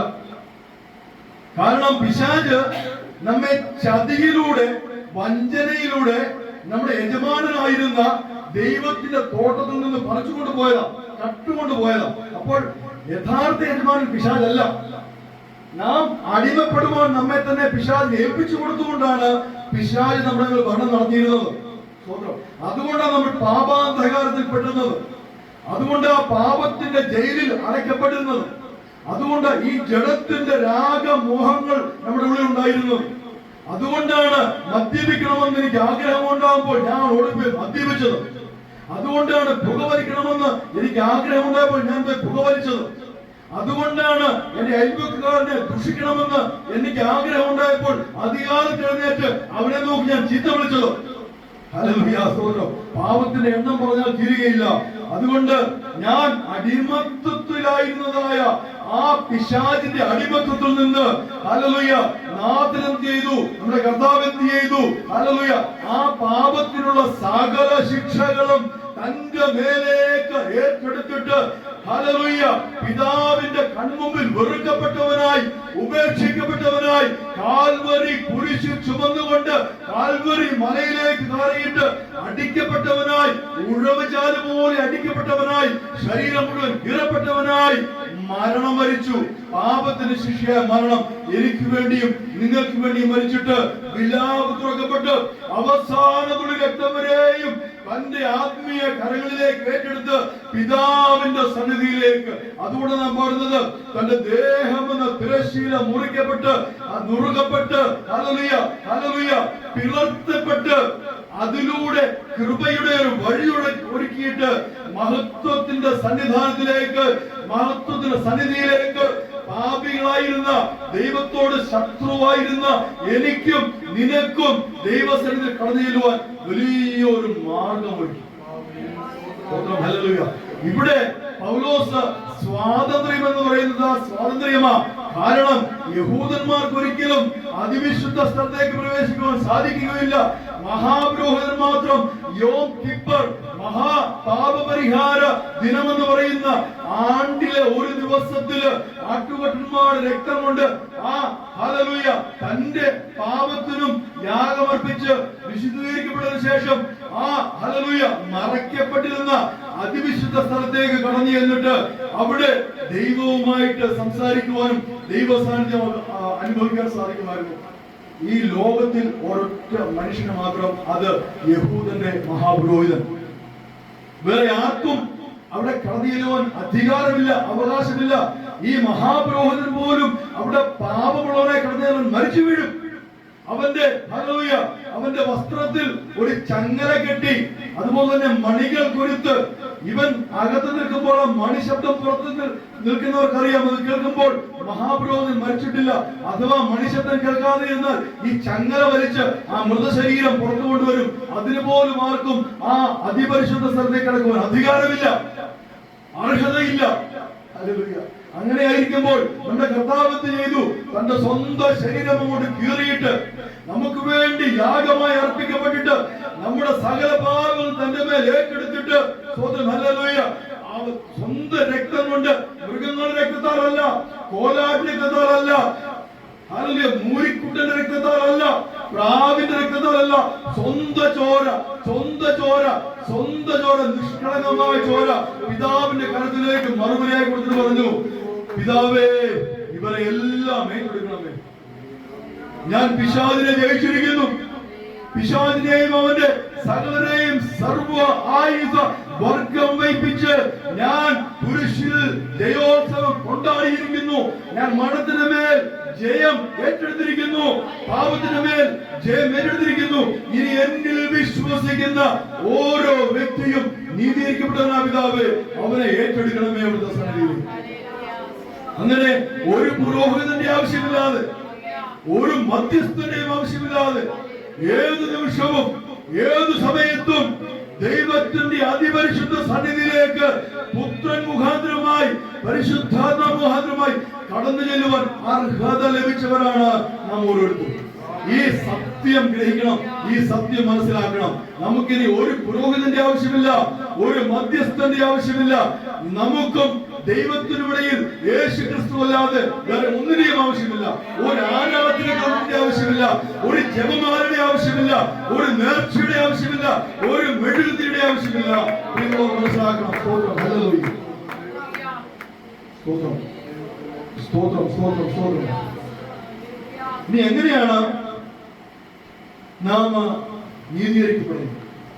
ഇത് മനസ്സിലാക്കണം. സ്തോത്രം. യഹൂദന്മാരെ കുറിച്ച് ആണ് ഈ അധ്യായ ഭാഗത്ത് യഹൂദന്മാരോട് സംസാരിക്കുന്നത് പോലെ ആ പൗലോസ് അപ്പോസ്തലൻ പറയുന്നത്. രണ്ടാം അധ്യായത്തിലേക്ക് വരുമ്പോൾ 15-16 വാക്യങ്ങൾ വായിച്ചാൽ. രണ്ടാം അധ്യായം 15-16. നാം സ്വഭാവത്തിൽ ജാതികളിൽ നിന്നുള്ള പാപികളല്ല, യഹൂദന്മാരത്രേ. എന്നാൽ യേശുക്രിസ്തുവിലുള്ള വിശ്വാസത്താൽ അല്ലാതെ ന്യായപ്രമാണത്തിന്റെ പ്രവൃത്തികളാൽ മനുഷ്യൻ നീതീകരിക്കപ്പെടുന്നില്ല എന്ന് അറിഞ്ഞിരിക്കുക കൊണ്ട് നാമും ന്യായപ്രമാണത്തിന്റെ പ്രവൃത്തികളാലല്ല, ക്രിസ്തുവിലുള്ള വിശ്വാസത്താൽ തന്നെ നീതീകരിക്കപ്പെടേണ്ടതിന് ക്രിസ്തു യേശുവിൽ വിശ്വസിച്ചു. ന്യായപ്രമാണത്തിന്റെ പ്രവൃത്തികളാൽ ഒരു ജഡവും നീതീകരിക്കപ്പെടുന്നില്ലല്ലോ. ന്യായപ്രമാണത്തിന്റെ പ്രവൃത്തികളാൽ ഒരു ജഡവും നീതീകരിക്കപ്പെടുന്നില്ലല്ലോ. തുടക്കത്തിൽ നാം വായിച്ചു, നാം സ്വഭാവത്തിൽ ജാതികളിൽ നിന്നുള്ള പാപികളല്ല, യഹൂദന്മാരത്ര. അപ്പോൾ യഹൂദന്മാർക്ക് അന്നും ഇന്നും ഒരു ചിന്തയുണ്ട്. അവർ മാത്രമാണ് പാപമില്ലാതെ, പാപം ചെയ്യാതെ ദൈവത്തിന്റെ മക്കളായി ജീവിക്കുന്നത്. ഈ ലോകത്തിലുള്ള ബാക്കി എല്ലാവരും പാപികളാണ്. ഇന്ന് യഹൂദന്മാരുടെ കണ്ണിൽ ക്രിസ്ത്യാനികൾ മഹാപാപികളാണ്. സ്തോത്രം, ഹല്ലേലൂയ. അവർ യേശുവിൽ വിശ്വസിക്കുന്നവരല്ല, അവർ മിശിഹായിൽ വിശ്വസിക്കുന്നവരല്ല. ഇപ്പോഴും മിശിഹ വരുമെന്ന് പറഞ്ഞ് നോക്കിയിരിക്കുന്നവരാണ്, അവിടെ പ്രാർത്ഥിക്കുന്നവരാണ് യഹൂദന്മാർ. അപ്പോൾ യഹൂദന്മാരുടെ ചിന്ത എന്താണ്? ഞങ്ങൾ പാപികളെ അല്ല. ഞാൻ പറഞ്ഞല്ലോ, എന്നെ കുറിച്ച് സാക്ഷ്യം പറഞ്ഞല്ലോ. എന്റെ ചിന്ത എന്തായിരുന്നു? ഞാൻ പാപിയെ അല്ല, ഞാൻ വിശുദ്ധനാണ്. പള്ളിയിലെ അപ്പച്ചമാരും അമ്മച്ചിമാരും പറയുമായിരുന്നു മക്കളോട്, നിങ്ങൾ അൻസനെ കണ്ടുപിടിക്കണമെന്ന്. അവൻ എപ്രകാരമാണ് ജീവിക്കുന്നത്? പള്ളിയുമായിട്ട് വളരെ അടുത്ത്, മദ്വഹായ ഉറങ്ങുന്നത്, എപ്പോഴും അച്ഛന്മാരുടെ കൂടെ സിസ്റ്റർമാരുടെ ജീവിതം, എപ്പോഴും തിരുമേനിമാരുടെ ജീവിതം, എപ്പോ നോക്കിയാലും കാണാം അരമനയിൽ, എപ്പോ നോക്കിയാലും സെമിനാരി കാണാം. ഇതൊക്കെയാണ് അവർ പറഞ്ഞിരുന്നത്. അപ്പോൾ മറ്റുള്ളവരും എന്നെ കണ്ടിരുന്നത് പാപമില്ലാതെ. ഒരുപക്ഷെ ഞാൻ അന്ന് മരിച്ചു പോയിരുന്നതിൽ എനിക്ക് വേണ്ടി ഒരു കുരിശടി പണിതേനെ, അത്ര വിശുദ്ധിയിലാണ് ജീവിച്ചിരുന്നത് ഞാൻ വിചാരിച്ചിരുന്നത്. ഇതുപോലെയാ യഹൂദന്മാരും ഇന്നും വിചാരിക്കുന്നത്. എന്നാൽ പൗലോസ് അപ്പോസ്തലൻ ജനത്തോട് വിളിച്ച് പറയുകയാണ്, നിങ്ങളുടെ പ്രവൃത്തി മൂലമല്ല നിങ്ങൾ നീതീകരിക്കപ്പെടുന്നത്. അപ്പോൾ നീതീകരണം എന്ന ഒരു പദം അവിടെ പരിചയപ്പെടുത്തുക. ജസ്റ്റിഫിക്കേഷൻ. എന്താണ് നീതീകരണം? നമ്മൾ കേട്ടിട്ടുണ്ട്, രക്ഷ കേട്ടിട്ടുണ്ടല്ലേ? നമുക്ക് രക്ഷിക്കപ്പെട്ടവരാണ്, നമ്മൾ ഊറ്റമുള്ളവരാണ്. ദൈവത്തോട് വിളിച്ച് പറയാണ്, ഞാൻ രക്ഷിക്കപ്പെട്ടവനാ, ഞാൻ ദൈവവൈദ്യ. പക്ഷെ നീ എങ്ങനെ രക്ഷിക്കപ്പെട്ടത്? അപ്പോൾ പെട്ടെന്ന് പറയും, ഞാൻ യേശു ക്രിസ്തുവിൽ വിശ്വസിച്ചു, യേശു ക്രിസ്തുവിനെ ഏറ്റു പറഞ്ഞു, ഞാൻ രക്ഷിക്കപ്പെട്ടു. പിന്നെ എങ്ങനെ ഇപ്പോൾ ജീവിക്കുന്നത്? ഹല്ലേലൂയ. ഞാൻ യേശു ക്രിസ്തുവിൽ ജീവിക്കുന്നു. പക്ഷേ അതിന്റെ പിന്നിൽ നടന്ന ഒരു പ്രവർത്തനമാണ് നീതീകരണം, ജസ്റ്റിഫിക്കേഷൻ. ഈ പ്രപഞ്ചത്തിൽ നീതീകരിക്കുവാൻ പ്രാപ്തനായ ഒരൊറ്റ ദൈവമേ ഉള്ളൂ. അത് നമ്മുടെ പിതാവ്, പുത്ര, പരിശുദ്ധാത്മാ, സത്യേക ദൈവം തന്നെ. വേറെ ഒരു ദേവനും, വേറെ ഒരു ശക്തിക്കും, വേറെ ഒരു മധ്യസ്ഥനും നമ്മെ നീതീകരിക്കുവാൻ സാധിക്കുകയില്ല. എന്താണ് നീതീകരണം എന്ന് പറയുന്നത്? ജസ്റ്റിഫിക്കേഷൻ. എന്താണ് നീതി? നീതി എന്ന് പറയുന്നത് പ്രമാണത്തിന്റെ സത്യമാണ്. പ്രമാണങ്ങളുടെ സത്യമാണ് നീതി എന്ന് പറയുന്നത്. എന്ന് വെച്ചാൽ നമുക്ക് ഇന്ത്യൻ പീനൽ കോഡ്, ഇപ്പോൾ അതിന്റെ പേര് മാറ്റി, ഇന്ത്യൻ പേര് മാറ്റി, നമ്മൾ IPC എന്ന് പറയും ഇന്ത്യൻ പീനൽ കോഡ്. നമ്മളുടെ ഭാരതത്തിന്റെ നിയമ സംഹിത. ആ ഭാരതത്തിന്റെ നിയമ സംഹിതയിൽ രണ്ട് കാര്യങ്ങളുണ്ട്. ഒരു സത്യമുണ്ട്, ന്യായമുണ്ട്. എന്തൊക്കെയുണ്ട്? സത്യമുണ്ട്, ന്യായമുണ്ട്. അതുകൊണ്ട് ന്യായാധിപതി എന്നും ന്യായാസനമെന്നും നീതിപീഠമെന്നും ഒക്കെ സുപ്രീം കോടതി പറയുന്നത്. അവരുടെ ജഡ്ജിക്ക് പറയുന്നത് ചീഫ് ജസ്റ്റിസ്, മുഖ്യ ന്യായാധിപൻ എന്ന് പറയുന്നത്. കാരണം നിയമത്തിൽ രണ്ട് കാര്യങ്ങളുണ്ട്, സത്യമുണ്ട്, ന്യായമുണ്ട്. എന്താണ് ന്യായം? ഹല്ലേലൂയ. എന്റെ നേരെ ഞാനൊരു കൊടുത്തിരിക്കുമ്പോൾ ഒരു പെൺകുട്ടി ഓടി വരിക, ജീവന് വേണ്ടി വിളിച്ചുകൊണ്ട് അവരുടെ പുറകെ കുറെ പേര് ഓടി, ഗുണ്ടകൾ ഓടി അവളെ കൊല്ലുവാനായി. ഈ പെൺകുട്ടി എന്റെ അടുത്ത് പറഞ്ഞ്, രക്ഷിക്കണമേ, രക്ഷിക്കണമേ. ഞാൻ പറഞ്ഞു, പെട്ടെന്ന് മറഞ്ഞുകൊള്ളുക എന്ന് പറഞ്ഞ് ഒരു മറയിടം കാണിച്ചു കൊടുക്കുകയാണ്. സ്തോത്രം. ഇപ്പോൾ ഈ ഓടി വരുന്നവർ എന്നോട് ചോദിക്കുന്നു, ഇവരുടെ പെൺകുട്ടി പോയത് കണ്ടോ? ഞാൻ പറയുന്നത് കണ്ടില്ല എന്ന് പറയുന്നു. സ്തോത്രം. ഇത് സത്യമാണോ കള്ളമാണോ? കള്ളമാണ്. സ്തോത്രം. അപ്പോൾ നീതിയല്ല. നീതി എന്താണ്? ഞാൻ ഈ പെൺകുട്ടിയെ കണ്ടു, അവൾ എന്റെ പുറകിൽ ഒളിച്ചിരിക്കുന്നു, പിടിച്ചുകൊണ്ട് പോയിക്കൊള്ളുക. എനിക്ക് സത്യസന്ധനായിട്ട് നീതിയുള്ളവനായിട്ട് സമൂഹത്തിന് മുമ്പിൽ നിൽക്കാം. എന്നാൽ ന്യായം എന്താണ്? ന്യായം എന്താണ്? എന്നോട് സ്വന്തം ജീവൻ രക്ഷിക്കുവാനായിട്ട് ഒരുത്തി അഭയം ചൊല്ലിയിരിക്കുകയാണ്. ഞാൻ അവൾക്ക് അഭയം കൊടുക്കുവാനും ദൈവത്താൽ അവൾക്ക് നൽകപ്പെട്ട അവളുടെ ജീവൻ പിശാചി കവർന്നെടുക്കുന്നതിനെ പ്രതിരോധിക്കുവാനായിട്ട് ഞാൻ അവളെ മറച്ചിരിക്കുന്നു. അതിനുവേണ്ടി മനുഷ്യരുടെ ചിന്തയിൽ കള്ളം, വ്യാജം എന്ന് പറയാവുന്ന ഒരു കള്ളം ഞാൻ പറഞ്ഞു. ഇതാണ് ന്യായം. നിങ്ങൾ മനസ്സിലാക്കണം. എന്താണ് നീതി, എന്താണ് ന്യായം? ന്യായം ഒരുപക്ഷെ കേൾക്കുന്നവർക്കും കാണുന്നവർക്കും കള്ളമെന്ന് തോന്നാം. പക്ഷെ ഒരു ന്യായാധിപൻ വിധിക്കുമ്പോൾ ആ ന്യായത്തിൽ ആ ന്യായാധിപന് ഒരു നീതി ദർശിക്കുവാൻ സാധിക്കും. ഇതാണ് നീതിപീഠം എന്ന് പറയുന്നത്. ഇതൊക്കെ കോടതി ഭാഷയാണ്. ഞാൻ അധികം ഇതിലേക്ക് പോകുന്നില്ല. അപ്പോൾ എന്താണ് നീതീകരണം? ഞാൻ പാപിയായിരിക്കുമ്പോൾ തന്നെ പാപത്തിന്റെ ശിക്ഷ എന്താണ്? അപ്പോൾ ഞാൻ മരിക്കണം, ഇല്ലേ? ഇതാണ് ന്യായം. നീതിയും അത് തന്നെ. ഞാൻ മരിക്കണമില്ലേ? കാരണം നിയമം പറയുന്നു പാപി ശിക്ഷയേൽക്കണം, പാപി മരിക്കണമെന്ന്. പഴയ നിയമം പറയുന്നു കല്ലെറിഞ്ഞ് കൊല്ലപ്പെടണമെന്ന്. അപ്പോൾ പാപിയായ എന്നെ തേടി മരണം വന്നിരിക്കുകയാണ്. സ്തോത്രം. അത് നിയമപ്രകാരം നീതിയാണ്, നിയമപ്രകാരം ന്യായമാണ്. പക്ഷേ അങ്ങനെ മരണം എന്നെ പിടിക്കുവാനായിട്ട് വന്നു നിൽക്കുമ്പോൾ വേറൊരു വ്യക്തി വന്ന് പറയുക, അവരെ വിട്ടവരെ ഞാൻ മരിക്കണമെന്ന്. സ്തോത്രം. ഇത് നീതിയല്ല, ഇത് ന്യായമാണ്. സ്തോത്രം. മരണം എന്നെ പിടിക്കുവാനായിട്ട് ഞാൻ ചെയ്ത പാപത്തിന്റെ ഫലത്താൽ എന്റെ ജഡത്തിന്റെ മോഹത്തിന്റെ പുറകെ ഞാൻ പോയതുകൊണ്ട്, ഞാൻ ദൈവത്തെ അനുസരിക്കാതെ ഓടിയതുകൊണ്ട് ഒരു ന്യായം എന്റെ മുമ്പിൽ നിൽക്കുകയാ. മരണം എന്നെ പിടിക്കുവാൻ നിൽക്കുകയാ. അപ്പോൾ സ്തോത്രം, ഹല്ലേലൂയ. വേറൊരു വന്ന് പറയുകയാണ്, അൻസനെ വിട്ടേര്, എന്നെ പിടിച്ചുകൊള്ളൂ. മരണത്തോട് പറയുക, എന്നെ നീ കൊന്നോളൂ, എന്റെ മേൽ നിന്റെ ജയമേറ്റെടുത്തോളൂ എന്ന് പറയുക. അതാണ് എന്നെ നീതീകരിക്കുക എന്ന് പറയുന്നത്. ആ നിമിഷം വരെ ചെയ്ത സകല പാപങ്ങളും ആരുടെ മേൽ ആരോപിക്കപ്പെടുകയാണ്? എനിക്ക് വേണ്ടി മരിക്കുവാൻ കടന്നു വന്ന അല്ലെങ്കിൽ ആ വ്യക്തി ഏറ്റെടുക്കുകയാണ്, എന്നെ ശുദ്ധീകരിക്കുകയാണ്, എന്നെ ശുദ്ധി ചെയ്യുകയാണ്, എന്റെ പാപങ്ങളെല്ലാം കഴുകിക്കളയുകയാണ്, എന്റെ പാപങ്ങളെല്ലാം മാറ്റിപ്പിടുകയാണ്. ഇതിനെയാണ് നീതീകരിക്കുക എന്ന് പറയുന്നത്. ഇതിനെയാണ് നീതീകരിക്കാൻ പറയുന്നത്. ഇതാണ് നീതീകരണമായി നടന്നത്. അത് ആരാണ് ചെയ്തത്? പിതാവായ ദൈവമാണ് നീതീകരിച്ചത്. എങ്ങനെയാണ് പിതാവായ ദൈവനെ നീതീകരിച്ചത്? സ്വന്തം പുത്രനെ, ഏകജാതനായ പുത്രനെ എനിക്ക് വേണ്ടി മരിക്കുവാനായിട്ട് ഉപേക്ഷിച്ചു കളഞ്ഞു. ഏറ്റെടുക്കുമോ? ഹൃദയത്തിലേക്ക് ഏറ്റെടുക്കുമോ? പാപയായിരുന്ന എന്നെ, പാപം ചെയ്ത് ലോകത്തിന്റെ മോഹത്തായിരുന്ന എന്നെ, മരണത്തിന് വേണ്ടി വേർതിരിക്കപ്പെട്ട് നിർത്തിയിരുന്ന എന്നെ ആ മരണത്തിൽ നിന്ന് വിടുവിക്കുവാൻ, എനിക്ക് നിത്യജീവൻ തരുവാൻ, എന്റെ സ്വർഗീയ സൗഭാഗ്യത്തിന് അവകാശിയായി നിൽക്കുവാനായിട്ട് പിതാവായ ദൈവം തന്റെ ഏകജാതനായ പുത്രനെ കൈവിട്ട് കളഞ്ഞു. ഈ ലോകത്തിലേക്ക് ഇറക്കി കളഞ്ഞു. ഈ ലോകത്തിലെ മണ്ണിലേക്ക് ഇറക്കി കളഞ്ഞു. കാൽവരി കുരിശിലെ കൊളക്കളത്തിലേക്ക് വലിച്ചെറിഞ്ഞു കളഞ്ഞു. എന്നിട്ട് ലോകത്തിന്റെ സകല പാപം അവന്റെ മേൽ ചുമത്തി. സ്തോത്രം. Hallelujah, hallelujah. ഇത് ഏറ്റെടുത്ത വ്യക്തിയാണ് നീതീകരിക്കപ്പെടുന്നത്. ഇത് വിശ്വസിക്കുന്നവനാണ് ദൈവസ്ഥയിൽ നീതീകരിക്കപ്പെടുന്നത്. സ്തോത്രം. ആ നീതീകരണമാണ് സ്തോത്രം എന്ത് നമുക്ക് ലഭിച്ച നീതീകരണവും നമുക്ക് ലഭിച്ചതായ സ്വാതന്ത്ര്യവും കർത്താവ് അനുഗ്രഹിക്കുന്നു. ഇവിടെ പറയുന്നു സ്തോത്രം, യഹൂദന്മാരോട് പറയുകയാണ്, നിങ്ങൾ നിങ്ങളുടെ സ്വന്തം നീതിയാലല്ല, നിങ്ങളുടെ കയ്യിലുള്ള ന്യായപ്രമാണത്തിന്റെ പ്രവൃത്തിയാലല്ല നിങ്ങൾ നീതീകരിക്കപ്പെട്ടിരിക്കുന്നത്. പിന്നെന്താണ്? യേശുക്രിസ്തുവിലുള്ള രക്ഷയിലാണ് നിങ്ങൾ നീതീകരിക്കപ്പെട്ടിരിക്കുന്നത്. ദൈവത്തിന് സ്തോത്രം, ദൈവത്തിന് സ്തോത്രം. എനിക്ക് ഉറപ്പുണ്ട് ഇത്രയും സമയം നാം കൂടുതൽ ചിന്തിച്ചത് രക്ഷയെ കുറിച്ചും നീതീകരണത്തെ കുറിച്ചുമാണ്. നമുക്ക് നമ്മുടെ വിഷയത്തിലേക്ക് ഒന്നുകൂടെ ആഴത്തിൽ വരാം. കുറച്ചുകൂടെ ആഴത്തിലേക്ക് ഇറങ്ങുവാനുള്ള അഭിലാഷം. സ്തോത്രം.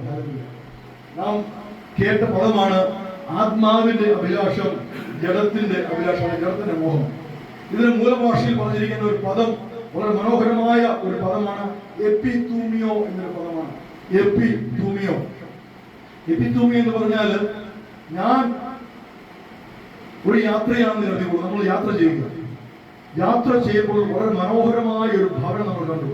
നമ്മുടെ ഭവനത്തേക്കാൾ വളരെ മനോഹരം. പെട്ടെന്ന് എന്റെ ഉള്ളിൽ ചിന്ത ഉണ്ടായിരിക്കുന്നു, എത്ര നല്ല വീടല്ലേ, എത്ര നല്ല സ്ഥലമാണ്, എനിക്ക് ഇതുപോലെ ഉണ്ടാകണം, എനിക്കും വേണം ഇതുപോലൊന്നും എനിക്ക് ആയേ പറ്റൂ.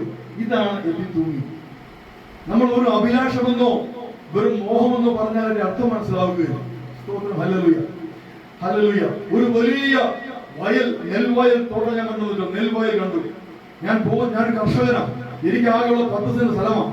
അപ്പോൾ പോകുന്ന വഴിക്ക് എന്റെ ചിന്തയാണ്, എനിക്ക് ഇതുപോലെ നെൽവയൽ കരസ്ഥമാകണം, വലിയ നെല്ലുൽപാദനം നടത്തണം, വലിയൊരു നെൽകർഷകനാകണം.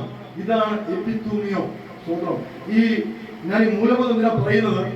നമ്മൾ ഭാഷാന്തരം ചെയ്യുമ്പോൾ, ഉദാഹരണത്തിന് മലയാളത്തിൽ ഇരിക്കുക എന്ന ഒരു പദം, നമ്മൾ ഇരിക്കുന്ന സ്ഥലം, നമ്മുടെ ആസനം എന്ന് വെച്ചാൽ ഈ സിംഹാസനം, രാജാക്രമ സിംഹാസനം എന്ന് പറയും, നമ്മൾക്ക് ആസനം എന്ന് പറയും.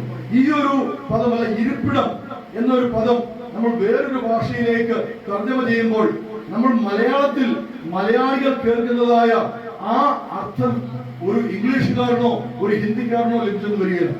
കാരണം ഭാഷകൾ തമ്മിലുള്ള അന്തരമാണ്. അതുപോലെയാണ് വിശുദ്ധ വചനം എഴുതപ്പെട്ടത്, പുതിയ നിയമം എഴുതപ്പെട്ടത് ഗ്രീക്ക് ഭാഷയിലാണ്. ഈ ഗ്രീക്ക് ഭാഷയിലെ പദങ്ങൾക്ക് ഒരു പ്രത്യേകത ഉണ്ട്. ഉദാഹരണത്തിന് മലയാളത്തിൽ ഞാൻ നിങ്ങളെ പഠിപ്പിക്കാൻ പറയുകയാണ് കേട്ടോ. മലയാളത്തിൽ ചിരിക്കുക എന്നൊരു കാര്യമുണ്ട്. ചിരിക്കുക, നമ്മൾ ചിരിക്കുന്നില്ലേ? ഈ ചിരിക്കുന്നു എന്ന പദം മലയാളത്തിൽ നിന്ന് വേറൊരു ഭാഷയിലേക്ക് തർജ്ജമ ചെയ്യാൻ നോക്കിയാൽ സാധിക്കുകയില്ല. കാരണം ഇംഗ്ലീഷിൽ പലതുണ്ട്, ലാഫിംഗ്, സ്മൈലിംഗ്, അങ്ങനെ പലതുണ്ട്. നമ്മൾ മലയാളത്തിൽ ചിരിച്ചു എന്ന് പറയുമ്പോൾ നമുക്കറിയാം എന്താണ്, അതൊരു പ്രവൃത്തിയാണ്. ചിരിക്കുക എന്ന് പറയുന്നത് പ്രവൃത്തിയാണ്. അപ്പോൾ ആ പ്രവൃത്തി കണ്ടുകൊണ്ട് നമുക്കറിയാം എങ്ങനെയുള്ള ചിരിയാണ്, ഏത് വിധത്തിലുള്ള ചിരിയാണ്, ഇല്ലേ? അപ്പോൾ ഇത് തർജ്ജമ ചെയ്യുമ്പോൾ സ്മൈലിംഗ് എന്നോ ലാഫിംഗ് എന്ന് പറയുമ്പോൾ അതിന് യഥാർത്ഥമായ ആ ഗ്രാഹ്യം നമുക്ക് ഉണ്ടാവുകയില്ല. ഇതെല്ലാ ഭാഷയിലും ഉണ്ട്. അതുകൊണ്ടാണ് എപ്പിത്തൂമിയോ എന്ന ഒരു ഗ്രീക്ക് പദമാണ് ഇവിടെ അഭിലാഷം എന്നാണ് സത്യവേദ പുസ്തകത്തിൽ. ചില പുസ്തകങ്ങളിൽ അത് ലസ്റ്റ് അഥവാ മോഹം എന്നാണ്. സ്വതം. അപ്പോൾ ആ ഒരു പദത്തിന്റെ അർത്ഥവ്യാപ്തി ലഭിക്കുവാൻ വേണ്ടിയാണ് ഞാൻ നിങ്ങളോട് ഇത് പറഞ്ഞത്. സ്വതം എന്താണ്? എന്തിനെയോ നേടുവാനുള്ളതായ ഒരു വലിയ വാഞ്ച, ഒരു അതിമോഹം, ഇതിനെയാണ് എപ്പിത്തൂമിയ എന്ന പദം കൊണ്ട് ഉദ്ദേശിക്കുന്നത്. അപ്പോൾ ആത്മാവിന്റെ എപ്പിത്തൂമിയ, ശരീരത്തിന്റെ ജഡത്തിന്റെ എപ്പിത്തൂമിയ, ഇത് രണ്ടും പ്രബലമായ കാര്യങ്ങളാണ്. എന്താണ് ആത്മാവിന്റെ എപ്പിത്തൂമിയ? ഹല്ലേലൂയ. ഞാൻ അറിഞ്ഞ സത്യത്തെ മുറുകെ പിടിച്ചുകൊണ്ട്, എനിക്ക് വേണ്ടി യാഗമായി തീർന്ന കർത്താവ് യേശു ക്രിസ്തുവിന്റെ കരങ്ങളിൽ പിടിച്ചുകൊണ്ട്, അവന്റെ ശരീരത്തിലെ അംഗമായിരുന്നുകൊണ്ട് അവന് വേണ്ടി ഓടുവാനും അവന് വേണ്ടി ജീവിക്കുവാനും അനേകരെ അവനോട് നേടുവാനുമുള്ള എപ്പിത്തൂമിയ. ഇതാണ് ആത്മാവിന്റെ അഭിലാഷം എന്ന് പറയുന്നത്. ആത്മാവിന്റെ അഭിലാഷം. എന്നാൽ എന്താണ് ജഡത്തിന്റെ അഭിലാഷം? ഈ കാണുന്നതൊക്കെ ദൈവം എനിക്ക് വേണ്ടി സൃഷ്ടിച്ചതല്ലേ? എത്ര മനോഹരമാ, എത്ര മണിമന്ദിരങ്ങളുള്ളത്, എത്ര നല്ല പുൽപ്രദേശങ്ങൾ, എത്ര നല്ല വയൽ പ്രദേശങ്ങൾ, എത്ര നല്ല ഹല്ലേലൂയ വളരെ മനോഹരമായ കുന്നുകൾ, നല്ല ആറ്, നല്ല പൂഞ്ചോലകൾ, അതിൽ നിറയെ മീനുകൾ. ഒരു വലയുണ്ടെങ്കിൽ എന്നും രാവിലെ പോയി വീശി പിടിച്ച് ധാരാളം മാറ്റിമീൻ തോരൻ വെച്ചും വെളിച്ചെണ്ണയിൽ വറുത്തും കഴിക്കാം. ജഡത്തിന്റെ മോഹം. ഹല്ലേലൂയ. പോകുന്ന വഴിക്ക് കയ്യിൽ നിറയെ പണമുണ്ട്, ഒരു 5 നക്ഷത്ര ഹോട്ടൽ കണ്ടു, ഒരു തട്ടുകട കണ്ട്, എനിക്ക് തട്ടുകട കണ്ട്, എനിക്ക് 5 നക്ഷത്ര ഹോട്ടൽ കയറി അവിടെയുള്ളതൊക്കെ എനിക്ക് നല്ലപോലെ ആസ്വദിക്കണം. ജഡത്തിന്റെ മോഹം. സ്തോത്രം, ഹല്ലേലൂയ. വീണ്ടും ചിന്ത, ഇതൊക്കെ ദൈവം എനിക്ക് വേണ്ടി തന്നതല്ലേ, എന്നെ അനുഗ്രഹിക്കുവാൻ തന്നതല്ലേ, എന്റെ അയൽവക്കത്ത് കണ്ടില്ലേ? സ്തോത്രം, ഹല്ലേലൂയ. അവർ ദൈവത്തെ വിളിക്കുന്നില്ല, അവർക്ക് ദേവനുമില്ല, അവൻ ബിസിനസ് ചെയ്ത് ധാരാളം പണമുണ്ടാക്കുന്നു. ഞാൻ വേദപുസ്തകം ചുമന്നിട്ട് ഞാൻ ദൈവത്തെ വിളിച്ചിട്ട് എന്റെ മക്കള് പട്ടിണി കിടക്കുന്നല്ലോ, എനിക്കതുപോലെയാകണം. ജഡത്തിന്റെ മോഹം. ഹല്ലേലൂയ. ജഡത്തിന്റെ എപ്പിത്തൂമിയ. നിങ്ങൾ മനസ്സിലാകണം, എന്താണ് ജഡത്തിന്റെ മോഹം, എന്താണ് ആത്മാവിന്റെ മോഹം, എന്താണ് ആത്മാവിന്റെ അഭിലാഷം. സ്തോത്രം, ഹല്ലേലൂയ. ഞാനിപ്പോൾ ആയിരിക്കുന്നത് 2000 വർഷം പാരമ്പര്യമുള്ള ഒരു മതത്തില, ഒരു സമൂഹത്തില, ഒരു സഭയിലാണ്. എനിക്ക് വലിയ സ്ഥാനമാനങ്ങളുണ്ട്. ഹല്ലേലൂയ. ഞാൻ പള്ളിയിൽ മീറ്റിംഗ് നടക്കുമ്പോൾ എനിക്ക് മുഖ്യ സ്ഥാനമുണ്ട്. ഞാൻ ചെന്നെങ്കിൽ മീറ്റിംഗ് തുടങ്ങുകയുള്ളൂ. സ്തോത്രം. ഇത് എനിക്ക് വേണ്ടി ദൈവം നേരത്തെ കണ്ടുവച്ചതാ, എനിക്ക് വേണ്ടി സൃഷ്ടിച്ചു വെച്ചതാ. അതുകൊണ്ട് ഞാൻ ജീവൻ പോയാലും എന്റെ പിതാക്കന്മാരുടെ കസേരയിൽ ഞാനിരിക്കും. ജഡത്തിന്റെ മോഹം. നീ പറയാൻ പോയിക്കാൻ നിങ്ങൾ എന്നെ ഓടിക്കഴിഞ്ഞു. അല്ലെങ്കിൽ ഞാനവിടെ നിർത്തുകയാണ്. കാരണം എന്നേക്കാൾ, ഞാൻ പറഞ്ഞല്ലോ, വിശ്വാസത്തിൽ അറിവും പ്രായമുള്ളവരാണ് നിങ്ങൾ. ഞാൻ ജഡത്തിന്റെ മോഹം പറയാൻ പോയി കഴിഞ്ഞാൽ പ്രയാസമാണ്. ഞാൻ മുമ്പ് പറഞ്ഞതുപോലെ എന്നോട് മാനസാന്തരപ്പെടുക എന്ന് പറയുന്നതാണ് ഞാൻ ഓടിച്ചു കഴിക്കുമായിരുന്നു. സ്തോത്രം, ഹല്ലേലൂയ. മാനസാന്തരപ്പെടാൻ മടി കാണിക്കുന്നത് ജഡത്തിന്റെ മോഹം, മാനസാന്തരപ്പെടുവാൻ അനുകൂലം കാണിക്കുന്നത് ആത്മാവിന്റെ അഭിലാഷം. ഹല്ലേലൂയ, സ്തോത്രം.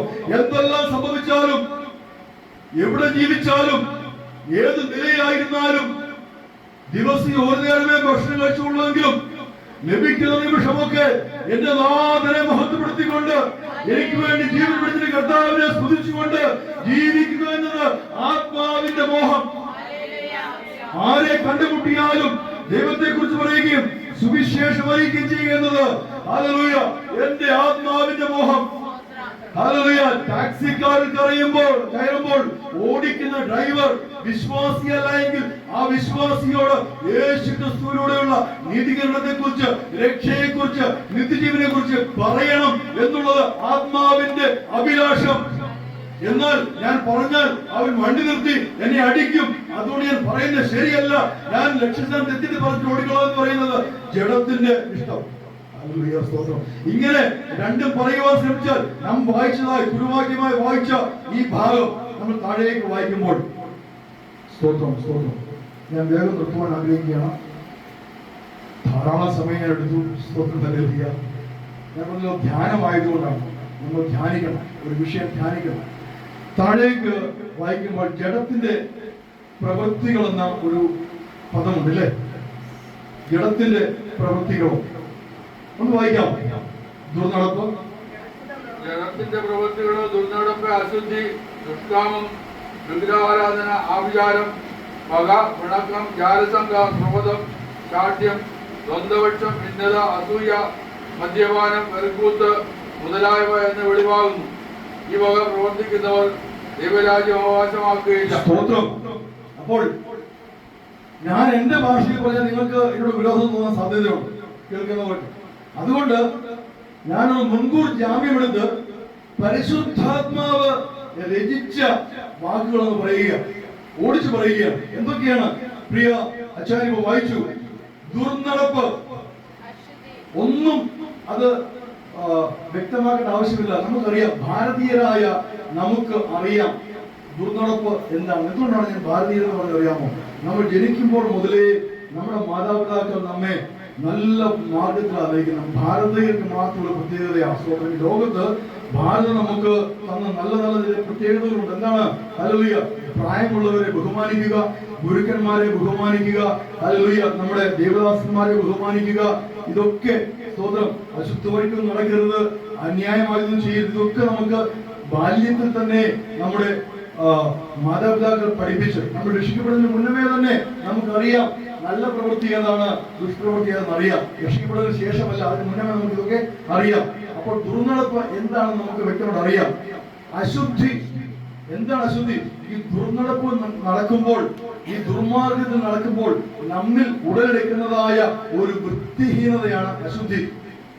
എന്താണ് അശുദ്ധി? ഈ അശുദ്ധി കാരണമാണ് നമ്മൾ വീണ്ടും വീണ്ടും ഈ ദുർനടപ്പിലേക്ക് പോകുന്നത്. എന്താണ് വിശുദ്ധി? ആ ദുർനടപ്പിനെ വിട്ടിട്ട് ദൈവത്തിനു വേണ്ടി വേർതിരിക്കപ്പെടുക, സാങ്ക്ടിഫൈ ചെയ്യപ്പെടുക. ഹാഗിയോസ് എന്ന് പറയും. എന്ന് വെച്ചാൽ സ്തോത്രം ഖാദോഷ് എന്ന് പറയും ഹിബ്രുവിൽ. എന്ന് വെച്ചാൽ ദൈവത്തിനു വേണ്ടി വിശുദ്ധീകരിക്കപ്പെടുക, ദൈവത്തിനു വേണ്ടി നീക്കി നിർത്തപ്പെടുക. ഞാനതാ പറഞ്ഞത്, ഞാൻ നീ ജീവിക്കുന്നെങ്കിൽ എന്റെ കർത്താവ് യേശു ക്രിസ്തുവിന് വേണ്ടി ജീവിക്കും.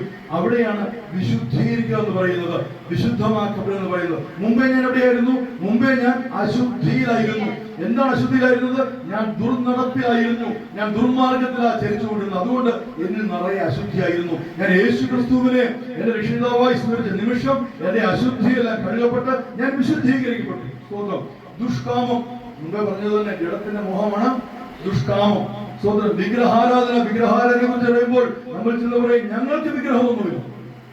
പെന്തക്കോസ്തുകാർ പ്രത്യേകിച്ച് പറയും ഞങ്ങൾക്ക് വിഗ്രഹമേ ഇല്ല. എന്നാൽ വിശുദ്ധ വചനം പറയുന്നു ഹല്ലേലൂയ സ്തോത്രം, അതിമോഹമെന്ന, അത്യാഗ്രഹമെന്ന വിഗ്രഹം. സ്തോത്രം. അപ്പോൾ ജഡത്തിന്റെ മോഹത്തിൽപ്പെടുന്നതാണ് എന്ത്? വിഗ്രഹം. അപ്പോൾ ജഡത്തിന്റെ മോഹം നമ്മളിൽ ഉണ്ടെങ്കിൽ നമ്മൾ എന്താണ്? നമ്മൾ വിഗ്രഹത്തെ ആരാധിക്കുന്നവരാ. ഈ ഓരോ കാര്യം പറയുമ്പോഴും ഹൃദയത്തിൽ കുത്തുകൊള്ളണം. സ്തോത്രം ഹല്ലേലൂയ. ആ ഹൃദയത്തിൽ കുത്തുകൊള്ളുമ്പോൾ ഈ പ്രസംഗിക്കുന്ന എനിക്ക് ഉറപ്പുണ്ട് എനിക്ക് ദൈവത്തിൽ നിന്ന് പ്രതിഫലം ലഭിക്കുന്നു. സ്തോത്രം, ഹല്ലേലൂയ. അപ്പോൾ അഭിചാരം ഈ ഒരു വാക്ക് ഞാൻ ഒന്ന് പറഞ്ഞിട്ടേ ഇവിടെ പോവുകയുള്ളൂ. കൊല്ലകടവിൽ നിന്ന് ഇത് പറഞ്ഞിട്ടേ പോകുന്നുള്ളൂ. സ്തോത്രം. നമ്മൾ ആഭിചാരം ചെയ്യുന്നവരാണോ? അല്ല. സ്തോത്രം, ഹല്ലേലൂയ. ഉറപ്പാണ് പറയല്ലേ? അല്ലേ? നമ്മൾ ആഭിചാരം ചെയ്യുന്നവരല്ല. അപ്പോൾ എന്താണ് ആഭിചാരം? അതറിയുന്നു. ഞാൻ സ്വല്പ സമയം എടുത്ത് പറയുകയാണ്. ആഭിചാരം എന്ന് ചോദിച്ചാൽ അറിയില്ല. ആഭിചാരം ചെയ്യുന്നവരാണോ? അല്ല. അറിയാത്ത കാര്യം എന്ന് അല്ല എന്ന് പറഞ്ഞത്. ഉദാഹരണത്തിന് ദുർനടപ്പ് എന്താ നമുക്ക് അറിയാം, അല്ലേ? ദുർനടപ്പ് എന്താണെന്ന് അറിയാം. അപ്പോൾ നിങ്ങൾ ദുർനടപ്പ് ചെയ്യുന്നവരാണോ? അല്ല, ഒരിക്കലുമല്ല. കാരണം ദുർനടപ്പ് എന്തെന്ന് അറിയാം, ഇല്ലേ? പക്ഷെ ആഭിചാരം എന്തെന്ന് അറിയില്ല. എന്താണ് ആഭിചാരം? ഹല്ലേലൂയ. വേറൊരുവന് ദോഷം ചെയ്യുവാനായിട്ട് ഞാൻ ചരിക്കുക, ഞാൻ പ്രവർത്തിക്കുക, ഞാൻ ചിന്തിക്കുക, ആലോചിക്കുക. വേറൊരുവനെ വശീകരിക്കുവാനായിട്ട് ഞാൻ ആഗ്രഹിക്കുക, ഞാൻ അതിനായി ചിന്തിക്കുക, അതിനായി പ്രവർത്തിക്കുക. വേറൊരുവന്റെ 10 കൽപ്പനയിൽപ്പെട്ടതാ അന്യന്റെ വസ്തുക്കൾ മോഹിക്കരുത്, ആഗ്രഹിക്കരുത്. വേറൊരു വസ്തു ഞാൻ ആഗ്രഹിക്കുകയാണെങ്കിൽ അതെന്താണ്? ആഭിചാരമാണ്. ഇപ്പോൾ മനസ്സിലാവുന്ന ആഭിചാരം എന്താ? ഇനി ഞാൻ ചോദിക്കുക, നമ്മൾ ആഭിചാരം ചെയ്യുന്നവരാണോ? ഒന്നിനോട് സമയം ചിന്തിക്കുമല്ലോ, പറയണമല്ലോ. ഹല്ലേലൂയ. നിങ്ങൾ ചില ദേവദാസന്മാർ പ്രസംഗിച്ച് കേട്ടിട്ടുണ്ട്, ഇന്നും അവർ പ്രസംഗിക്കുന്നുണ്ട്. അവർ വഴിയെ പോകുമ്പോൾ കൊള്ളാവുന്ന ഒരു സ്ഥലം കണ്ട് ഇത് ചർച്ച് പണിയാൻ പറ്റിയ സ്ഥലമാണ്, നല്ല ഒരേക്കർ സ്ഥലമുണ്ട്, നിരപ്പായ സ്ഥലമാണ്, പാർക്കിങ്ങിന് സ്ഥലമുണ്ട്. അവർ അവിടെ ഇറങ്ങും, ഒരു രൂപ നാണയം എടുക്കും, യേശുവിന്റെ നാമത്തിൽ പ്രവർത്തിക്കും, അവിടേക്ക് എറിയും. ഞാൻ ചോദിക്കുന്നു, ഇത് പ്രാർത്ഥനയാണോ ആഭിചാരമാണോ? സ്തോത്രം. അങ്ങനെയുള്ള ദേവദാസന്മാർ ഒഴിഞ്ഞു വേറൊരുവന്റെ വസ്തുവിനെ മോഹിക്കുന്നു. ഒരു കാര്യം പറയാം, കർത്താവേ, അവിടുത്തെ ഹിതമെങ്കിൽ, അവിടുന്ന് ഇവിടെ ഒരു സഭ പണിയണമെന്ന് ആഗ്രഹിക്കുന്നുവെങ്കിൽ, അവിടുത്തെ പ്രവൃത്തി ഇവിടെ നടക്കുന്നുവെങ്കിൽ, പിതാവിന്റെയും പുത്രന്റെയും പരിശുദ്ധാത്മാവിന്റെ നാമത്തിൽ ഈ സ്ഥലത്ത് ഞാൻ അനുഗ്രഹിച്ച് പ്രാർത്ഥിക്കുന്നു. യാക്കോബ് എന്താ ചെയ്തെന്നറിയാമോ? ഞാൻ ഒരു നിമിഷം പറയുന്നതിലേക്ക് പോവുകയാണ്. ഉൽപ്പത്തിയില് യാക്കോബ് ഓടുകയാണ്. അപ്പൻ കൊല്ലും, ജ്യേഷ്ഠൻ കൊല്ലും എന്നുള്ള വിചാരത്തിൽ ഓടുകയാണ്. ഓടുന്ന വഴിക്ക് ഒരു സ്ഥലത്ത് കിടന്നുറങ്ങി, ക്ഷീണിച്ച് കിടന്നുറങ്ങി. ഓടുമ്പോൾ 1-2 കാര്യം ചെയ്തു കാണും. ഒരു വടിയെടുത്തിട്ടുണ്ട്. അന്നത്തെ കാലത്ത് ഈ ഗോത്രപിതാക്കന്മാരുടെ കയ്യിൽ എണ്ണയുണ്ട്, പൂശുവാനുള്ള എണ്ണയുണ്ട്, അഭിഷേക തൈലമുണ്ട്. അപ്പോൾ ഓടുന്ന വഴിക്ക് അതുകൊണ്ട് അവർ ഓടുന്നത്. ആ തലയിണയായി ഒരു കല്ലെടുത്ത് വെച്ചു. അവിടെ കിടന്നുറങ്ങിയപ്പോൾ രാത്രിയിൽ ഒരു സ്വപ്നം കാണുന്നു. സ്വർഗത്തിലേക്ക് ഒരു കോവടി വച്ചിരിക്കുന്നതും ദൂതന്മാർ കയറുകയും ഇറങ്ങിയും ദൈവം അങ്ങേ തലയിൽ നിൽക്കുകയും ചെയ്യുന്ന സ്വതം. അപ്പോൾ രാവിലെ എഴുന്നേറ്റപ്പോൾ അദ്ദേഹത്തിന് മനസ്സിലായി ഇത് വിശുദ്ധ സ്ഥലമാണെന്ന്. അദ്ദേഹം എന്ത് ചെയ്തു? അവിടെ ഒരു നാണയം എടുത്തിട്ട് പ്രാർത്ഥിച്ചു, ഇതെന്റേതാണെന്ന് പറഞ്ഞിട്ടോ. അദ്ദേഹം ആ കല്ല് തൂണാൻ നിർത്തിയിട്ട് അതിനുമേൽ എണ്ണ പകർന്ന് അനുഗ്രഹിച്ചു, വിശുദ്ധീകരിച്ചു. ലൂസ് എന്ന പട്ടണത്തിന്റെ പേര് എന്തായിത്തീർന്നു? ബേഥേൽ. ബേഥേൽ എന്താണ്? ദൈവത്തിന്റെ ഭവനം. ദൈവത്തിന്റെ ഭവനമാണ്. അതിനെ അനുഗ്രഹിച്ചു. എന്നിട്ട് അവിടെ ചുറ്റിപ്പറ്റിയെന്ന് വീണ്ടും നാണയങ്ങൾ പ്രാർത്ഥിച്ചിട്ടില്ല. അദ്ദേഹം യാത്ര തുടർന്നു. പക്ഷെ പിൽക്കാലത്ത് എന്തായെന്ന് അറിയാമോ? അത് ബേഥേലായി തന്നെ നിന്നു. ദൈവത്തിന്റെ ആലയം നിൽക്കുന്ന സ്ഥലമായി തീർന്നു. സ്തോത്രം. അപ്പോൾ നാം ചെയ്യേണ്ടത് എന്താണ്? അതിന് പറ്റിയൊരു സ്ഥലം കാണുമ്പോൾ ദൈവത്തിന് വേണ്ടി ആ ദേശത്തെ ശുദ്ധീകരിക്കണം. അവിടെ നാണയം പ്രാർത്ഥിച്ചെറിയുകയല്ല വേണ്ടത്. ചിലർ തകഴെഴുതിട്ട് അറിയാമോ? എനിക്കറിയാം വ്യക്തമായിട്ട്. സങ്കീർത്തനങ്ങൾ എന്നൊക്കെ പറഞ്ഞ വേദപുസ്തകവാക്യങ്ങളെ ചെമ്പുതലൊക്കെ എഴുതി കുഴിച്ചിടും. ആഭിചാരമാണ്, ആഭിചാരമാണ്. അപ്പോൾ ഞാൻ ചോദിക്കുന്നു, പെന്തക്കോസ്റ്റിൽ ആഭിചാരമുണ്ടോ? ഞാൻ പറയും ഉണ്ട്. പക്ഷെ ദൈവങ്ങൾക്ക് അറിയില്ലെന്നേ. ഹല്ലേലൂയ. നാം അറിയാതെ ചെയ്യുക. നാം വിചാരിക്കുന്നത് ദൈവനാമത്തിന് മഹത്വത്തോടെ ചെയ്യുന്നതല്ലേ? അങ്ങനെ ചെയ്യുന്ന ആരെങ്കിലും ഉണ്ടെങ്കിൽ, അന്യന്റെ വസ്തു മോഹിച്ചുകൊണ്ട് ഇത്തരത്തിലുള്ള പ്രാർത്ഥനകൾ ചെയ്യുന്ന ആരെങ്കിലും ഉണ്ടെങ്കിൽ, ഇന്ന് പകൽ സമയം കേട്ടോ, നീ ആഭിചാരം ചെയ്യുന്നവനാ, നീ മന്ത്രവാദിയാണ്, നീ ക്ഷുദ്രം ചെയ്യുന്നവനാണ്. നിർത്തിക്കണം ആ പരിപാടി. ഹല്ലേലൂയ. എനിക്കൊരു ദേവദാസനെ ഭയങ്കര ഇഷ്ടമായിരുന്നു. ഞാൻ വളരെ ബഹുമാനിച്ച ദേവദാസനെ. കാരണം അതുപോലെ പട്ടിണി കിടന്ന് ഹല്ലേലൂയ ദൈവരാജ്യത്തിന് ഓടിയിരുന്നു. പക്ഷെ അന്നൊക്കെ ഈ യൂട്യൂബും ഫേസ്ബുക്കും ഒന്നുമില്ല. അന്ന് ആകെപ്പാടുള്ളത് ദൂരദർശനിൽ വരുന്നതായ TV ചാനൽ മാത്രമേ ഉള്ളൂ. അപ്പോൾ അദ്ദേഹത്തിന്റെ പ്രസംഗം ചാനലിൽ വരുമ്പോൾ ഞാൻ രക്ഷിക്കപ്പെട്ടവൾ, അത് കത്തോലിക്കണം. പക്ഷേ അദ്ദേഹത്തിന്റെ പ്രസംഗങ്ങൾ ഞാൻ കേൾക്കുമായിരുന്നു. പക്ഷെ ഒരു ദിവസം അദ്ദേഹം ഒരു പ്രസംഗം നടത്തി. ഇന്നിപ്പോ അത് സോഷ്യൽ മീഡിയയോടെ മാറ്റിയെന്ന് തോന്നുന്നു. അദ്ദേഹം ചെയ്ത പ്രസംഗമാണ്, കടഭാരമുള്ളവരുടെ കടം ഈ ഭാരതത്തില് മലയാളക്കരയില് കടഭാരമുള്ള ഒരൊറ്റ വിശ്വാസി കാണാൻ പാടില്ല. അതുകൊണ്ട് എന്ത് ചെയ്യണമെന്ന് അറിയാമോ? കടഭാരമുള്ളവർക്ക് വേണ്ടി ഞാനൊരു കാര്യം ചെയ്യാൻ പോവുകയാണ്. അദ്ദേഹം ഒരു 5 രൂപ നോട്ട് പേഴ്സിൽ നിന്ന് എടുത്തു. എന്നിട്ട് അത് പ്രാർത്ഥിച്ചു. എന്നിട്ട് പറഞ്ഞു, എനിക്ക് നിങ്ങൾ അഡ്രസ് എഴുതിയ കവറുകൾ അയക്കണം. അഡ്രസ് എഴുതിയ കവറുകൾ ഞാൻ നിങ്ങൾക്കെല്ലാം 5 രൂപ നോട്ട് അയച്ചു തരാൻ പോവുകയാണ്. ഈ 5 രൂപ നോട്ട് നിങ്ങളുടെ പേഴ്സിൽ വെക്കുമ്പോൾ മുതൽ നിങ്ങളുടെ പേഴ്സിൽ പണം നിറയുവാൻ തുടങ്ങും. നിങ്ങളുടെ കടഭാരങ്ങളെല്ലാം മാറും. നിങ്ങളുടെ കടഭാരങ്ങളെല്ലാം മാറുമ്പോൾ ഈ 5 രൂപ കടഭാരമുള്ള വേറൊരു വ്യക്തി കൊടുത്ത്, ഞാനൊരു പേര് പറയുന്നില്ല കേട്ടോ, വടക്ക് ഇന്ത്യയിൽ, നോർത്ത് ഇന്ത്യയിൽ പ്രവർത്തിക്കുന്ന ഒരു ബ്രദറാണ്. ഞാൻ ദേവദാസൻ എന്ന് പറയുന്നത് ബ്രദറാണ്. ഇന്നും ശക്തമായിട്ട് അനേക സഭകളിൽ കടന്നു വന്ന കൺവെൻഷൻ പ്രസംഗങ്ങൾ ചെയ്യുകയും ഹല്ലേലൂയ അദ്ദേഹത്തെ കൊണ്ട് വിവാഹം നടത്തുകയും ചെയ്യുന്ന അതിശ്രേഷ്ഠനായ പ്രഗത്ഭനായ ദേവദാസനാണ്. അദ്ദേഹം പറഞ്ഞ കാര്യമാണ്, ഞാൻ കത്തോലിക്കനാണ്, ഓർത്തു വയ്ക്കുക, ഞാൻ തീവ്രമായ കത്തോലിക്ക വിശ്വാസിയാണ്. ഞാൻ അന്ന് അദ്ദേഹത്തിന്റെ പ്രസംഗം കേട്ട് നിർത്തി. കാരണം എനിക്ക് മനസ്സിലായി, അവിശ്വാസിയായിട്ട് എനിക്ക് മനസ്സിലായി ഇത് ആഭിചാരമാണ്. അദ്ദേഹം 5 രൂപ പ്രവർത്തിച്ചിട്ട് ഒരു വിശ്വാസിയുടെ പേഴ്സിൽ വെച്ചിട്ട് അയൽവക്കാരുടെയും അന്യന്റെയും പേഴ്സിലിരിക്കുന്ന പണത്തെ വശീകരിച്ച് ഈ വിശ്വാസിയുടെ പേഴ്സിലേക്ക് കൊണ്ടുവരിക. ഇത് വശീകരണ മന്ത്രമാണ്, ആഭിചാരമാണ്. സ്തോത്രം. അദ്ദേഹം പിന്നീട് നിർത്തി. ഞാനൊരു കാര്യം പറയട്ടെ, ദൈവത്തിന് മഹാകോപം വന്നു. കാരണം ഇന്ത്യ മഹാരാജ്യം 5 രൂപ നോട്ട് അച്ചടിക്കുന്നത് നിർത്തലാക്കി. നിങ്ങൾക്ക് ആർക്കും കാണിക്കാം ഒരു 5 രൂപ നോട്ട് നിങ്ങളുടെ പേഴ്സിൽ കാണിക്കാം. 5 രൂപ അച്ചടിക്കുന്നത് നിർത്തി. സ്തോത്രം. ഇതറിഞ്ഞോണ്ടല്ല, ഇന്ത്യ ഗവൺമെന്റ് ഇക്കാര്യം പറഞ്ഞില്ല. ഇവിടെ ഒരു ദേവദാസൻ 5 രൂപ മന്ത്രവാദം ചെയ്യുന്ന വിശ്വാസികൾക്ക് ഇന്ത്യ ഗവൺമെന്റ് അറിഞ്ഞില്ല. പക്ഷേ മുകളിലുള്ള ദൈവം പറഞ്ഞു ഇതിനെ നിർത്തണം. സ്തോത്രം. ഹല്ലേലൂയ. കാരണം അനേക വിശ്വാസികൾ ഈ 5 രൂപ വാങ്ങിച്ച് പണക്കാരായി. അവർ ഈ വ്യക്തിക്ക് അടിമയായി. അവർ 5 രൂപയ്ക്ക് അടിമയായി. അവർ ആഭിചാരത്തിന് അടിമയായി, മന്ത്രവാദത്തിന് അടിമയായി. ഇത് ഇവിടെ നിന്നുകൊണ്ട് വ്യക്തമായി ഞാൻ വിളിച്ചു പറയുകയാണ്. ഹല്ലേലൂയ. ഞാൻ ആളിനെ പറയുന്നില്ല. അറിയാവുന്നവർക്ക് അറിയാം. ഈ ചരിത്രം അറിയാവുന്നവർ, ഈ വീഡിയോ കണ്ടവർ, 5 രൂപ പേഴ്സിൽ മടക്കി വെച്ചുകൊണ്ട് നടന്നവർ മാനസാന്തരപ്പെടണം. ഹല്ലേലൂയ. ഈ ദേവദാസനും മാനസാന്തരപ്പെടണം. മുമ്പോട്ട് പോകാം. ആഭിചാരം, പകയുണ്ടോ? പക എന്താ പോലും എനിക്കറിയില്ല. കാരണം നമ്മൾ ദൈവങ്ങളെ, നമ്മൾ സമാധാന ചുംബനം കൊടുക്കുന്നവരല്ലേ. ഇന്ന് കോവിഡിനായ സ്തോത്രം. കാരണം കള്ളച്ചുംബനം കൊടുക്കാൻ സാധിക്കുന്നില്ല. ഞാൻ കോവിഡിനായി ദൈവത്തെ സ്തുതിക്കുന്നു. കോവിഡ് കാരണം ഈ ലോകത്തിൽ ഒത്തിരി മാറ്റം വന്നു. സമൂഹ മാധ്യമം ഇന്ന് ലോകത്തിന്റെ അറുതിയോളം സുവിശേഷം എത്തുന്നത് കോവിഡ് കാരണമാണ്. ഓർത്തണം. അതിനാൽ ദൈവത്തെ സ്തുതിച്ച് മഹത്വപ്പെടുത്തിയോണം. ആ ദൈവത്തിന്റെ പ്രത്യേക കർത്താവ് 2019 ജാനുവരി മാസം 1-ാം തീയതി എന്നോട് വ്യക്തമായിട്ട് ഇടപെട്ടു.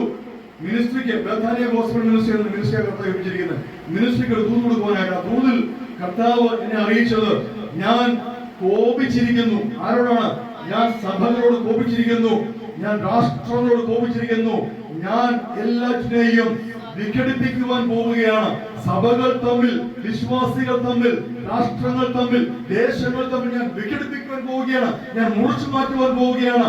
അന്യോന്യം കാണുവാൻ പോലും കഴിയാത്ത വിധത്തിൽ.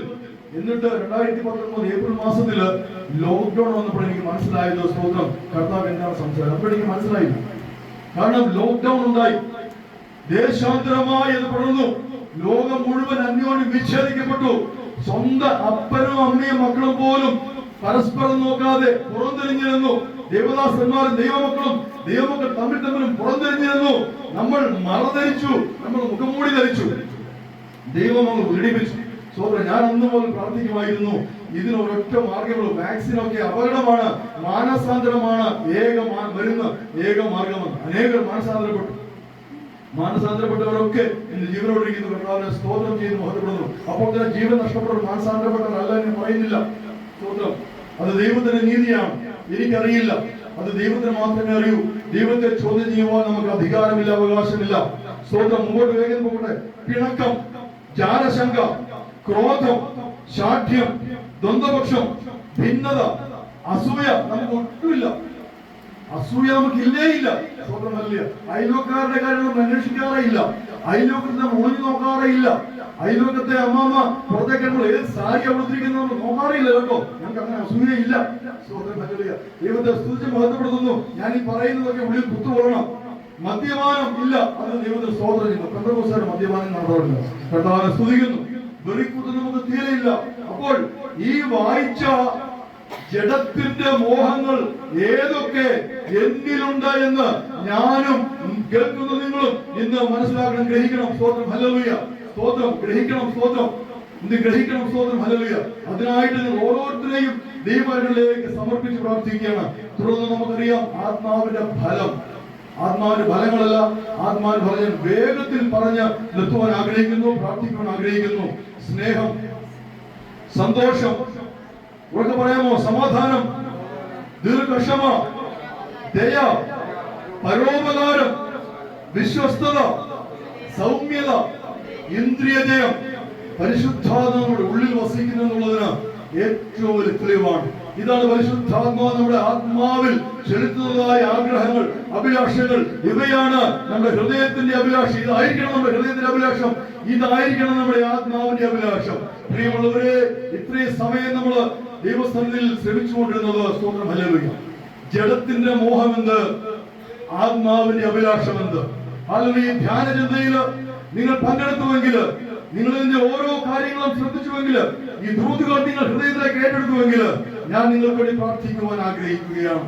ഇന്ന് എന്നെയും നിങ്ങളെയും കർത്താവ്, സ്തോത്രം, ഹല്ലേലൂയ, അനുഗ്രഹിക്കുമാറാകട്ടെ, അവിടുത്തെ സന്നിധിയിലേക്ക് ഉയർത്തുമാറാകട്ടെ. ദൈവത്തെ സ്തോത്രം ചെയ്യുന്നു, ദൈവത്തെ സ്തോത്രം ചെയ്യുന്നു. ഒരു നിമിഷം ദൈവസന്നിധിയിലേക്ക് നമ്മെ തന്നെ സമർപ്പിച്ചു കൊടുക്കുമോ?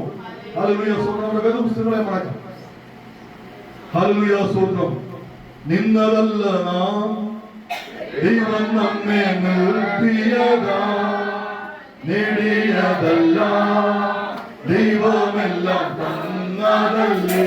ഓ, നിന്നതല്ല നാം, ദൈവം നമ്മെ നിർത്തിയതാ, നേടിയതല്ല, ദൈവമെല്ലാം തന്നതല്ലേ.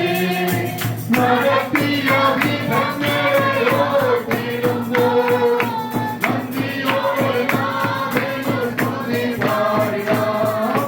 നടത്തിയ വിധങ്ങളെ ഓർത്തിടുമ്പോൾ നന്ദിയോടെ നാഥനെ സ്തുതി പാടിടാം. ഇത്രത്തോളം ജയം തന്ന ദൈവത്തിനു സ്തോത്രം, ഇതുവരെ കരുതിയ രക്ഷകനു സ്തോത്രം. ഇത്രത്തോളം ജയം തന്ന ദൈവത്തിനു സ്തോത്രം, ഇതുവരെ കരുതിയ രക്ഷകനു സ്തോത്രം. ഇനിയും കൃപ തോന്നി കരുതിയിടണേ, ഇനിയും നടത്തണേ തിരുഹിതം പോൽ. ഓ, ഇനിയും കൃപ തോന്നി കരുതിയിടണേ, ഇനിയും നടത്തണേ തിരുഹിതം പോൽ. ആമേൻ. ഉയർത്തില്ലെന്ന് ശത്രുഗണം ബാധിക്കുമ്പോൾ തകർക്കുമെന്ന് ഭീതിയും മുഴക്കിടുമ്പോൾ. ആമേൻ. ഉയർത്തില്ലെന്ന് ശത്രുഗണം ബാധിക്കുമ്പോൾ തകർക്കുമെന്ന് ഭീതിയും മുഴക്കിടുമ്പോൾ. പ്രവൃത്തിയിൽ വലിയവരേശുനാഥൻ, കൃപകൾക്കും ജയഘോഷം ഉയർത്തിടുവാൻ.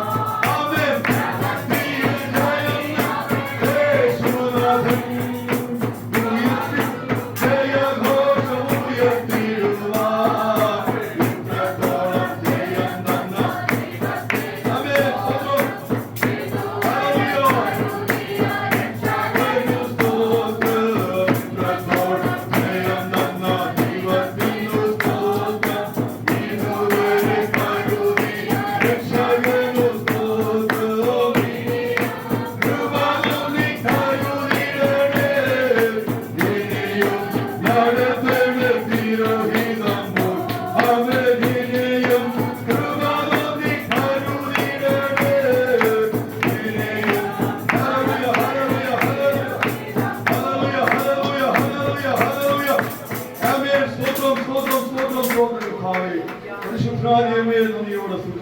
ഇത്രയും സമയം അവിടുത്തെ സന്നിധിയിൽ ഞാൻ ഒരുമിച്ചിരുന്നുകൊണ്ട് അവിടുന്ന് തന്നതായ ധ്യാനങ്ങളെ ഹല്ലേലൂയ ഹൃദയത്തിൽ കർത്താവെ ആഴത്തിൽ ഗ്രഹിക്കുവാൻ തക്കവണ്ണം ഞങ്ങളുടെ ഹൃദയത്തെ തുറന്നതിനാണ് നമ്മയോട് സ്തുതിക്കുന്നത്.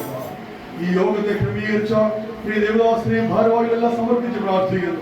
കർത്താവേ ഹല്ലേലൂയ, തുടർ ദിവസങ്ങളിൽ ഇത് കേൾക്കുവാനായി ഒരുക്കപ്പെടുന്ന ഹൃദയങ്ങളെ തുറക്കുമാറാണ് കർത്താവേ, ഒരുക്കുമാറാണ് കർത്താവെ സമർപ്പിച്ച് പ്രാർത്ഥിക്കുന്നു. എവിടെയെ സമർപ്പിച്ച് പ്രാർത്ഥിക്കുന്നതുമായ കർത്താവ് ഇത്രയും കൃപ പകർന്നുള്ള പിതാവ് തുടർന്നുള്ള എല്ലാ ദിവസങ്ങളിലെയും എല്ലാ യോഗങ്ങളെയും ദൈവദാസന്മാരെയും ശുശ്രൂഷകരെയും എല്ലാ പ്രാർത്ഥന വിഷയങ്ങളെ സമർപ്പിച്ച് പ്രാർത്ഥിക്കുന്നപ്പ പ്രാർത്ഥനയോടെ ആസ്വദിക്കുന്നു. സകല കർത്താവായ യേശു ക്രിസ്തുവിന്റെ നാമത്തിൽ തന്നെ സ്തോത്രം. ഈ നിമിഷം വരെയും ഈ എളിയവനെ ശ്രമിച്ചുകൊണ്ടിരുന്ന ഏവരോടും നന്ദി അറിയിക്കുന്നു. ഇതിനായി അവസരമൊരുക്കിയ പ്രിയ ദേവദാസനോടും പ്രത്യേക പ്രിയ അനിൽ ബ്രദറിനോടുള്ള നന്ദി അറിയിച്ചുകൊണ്ട് ദിവസങ്ങളിൽ താമരിക്കുന്നു. കർത്താവ് ഏവരെയും അനുഗ്രഹിക്കുമാറാകട്ടെ.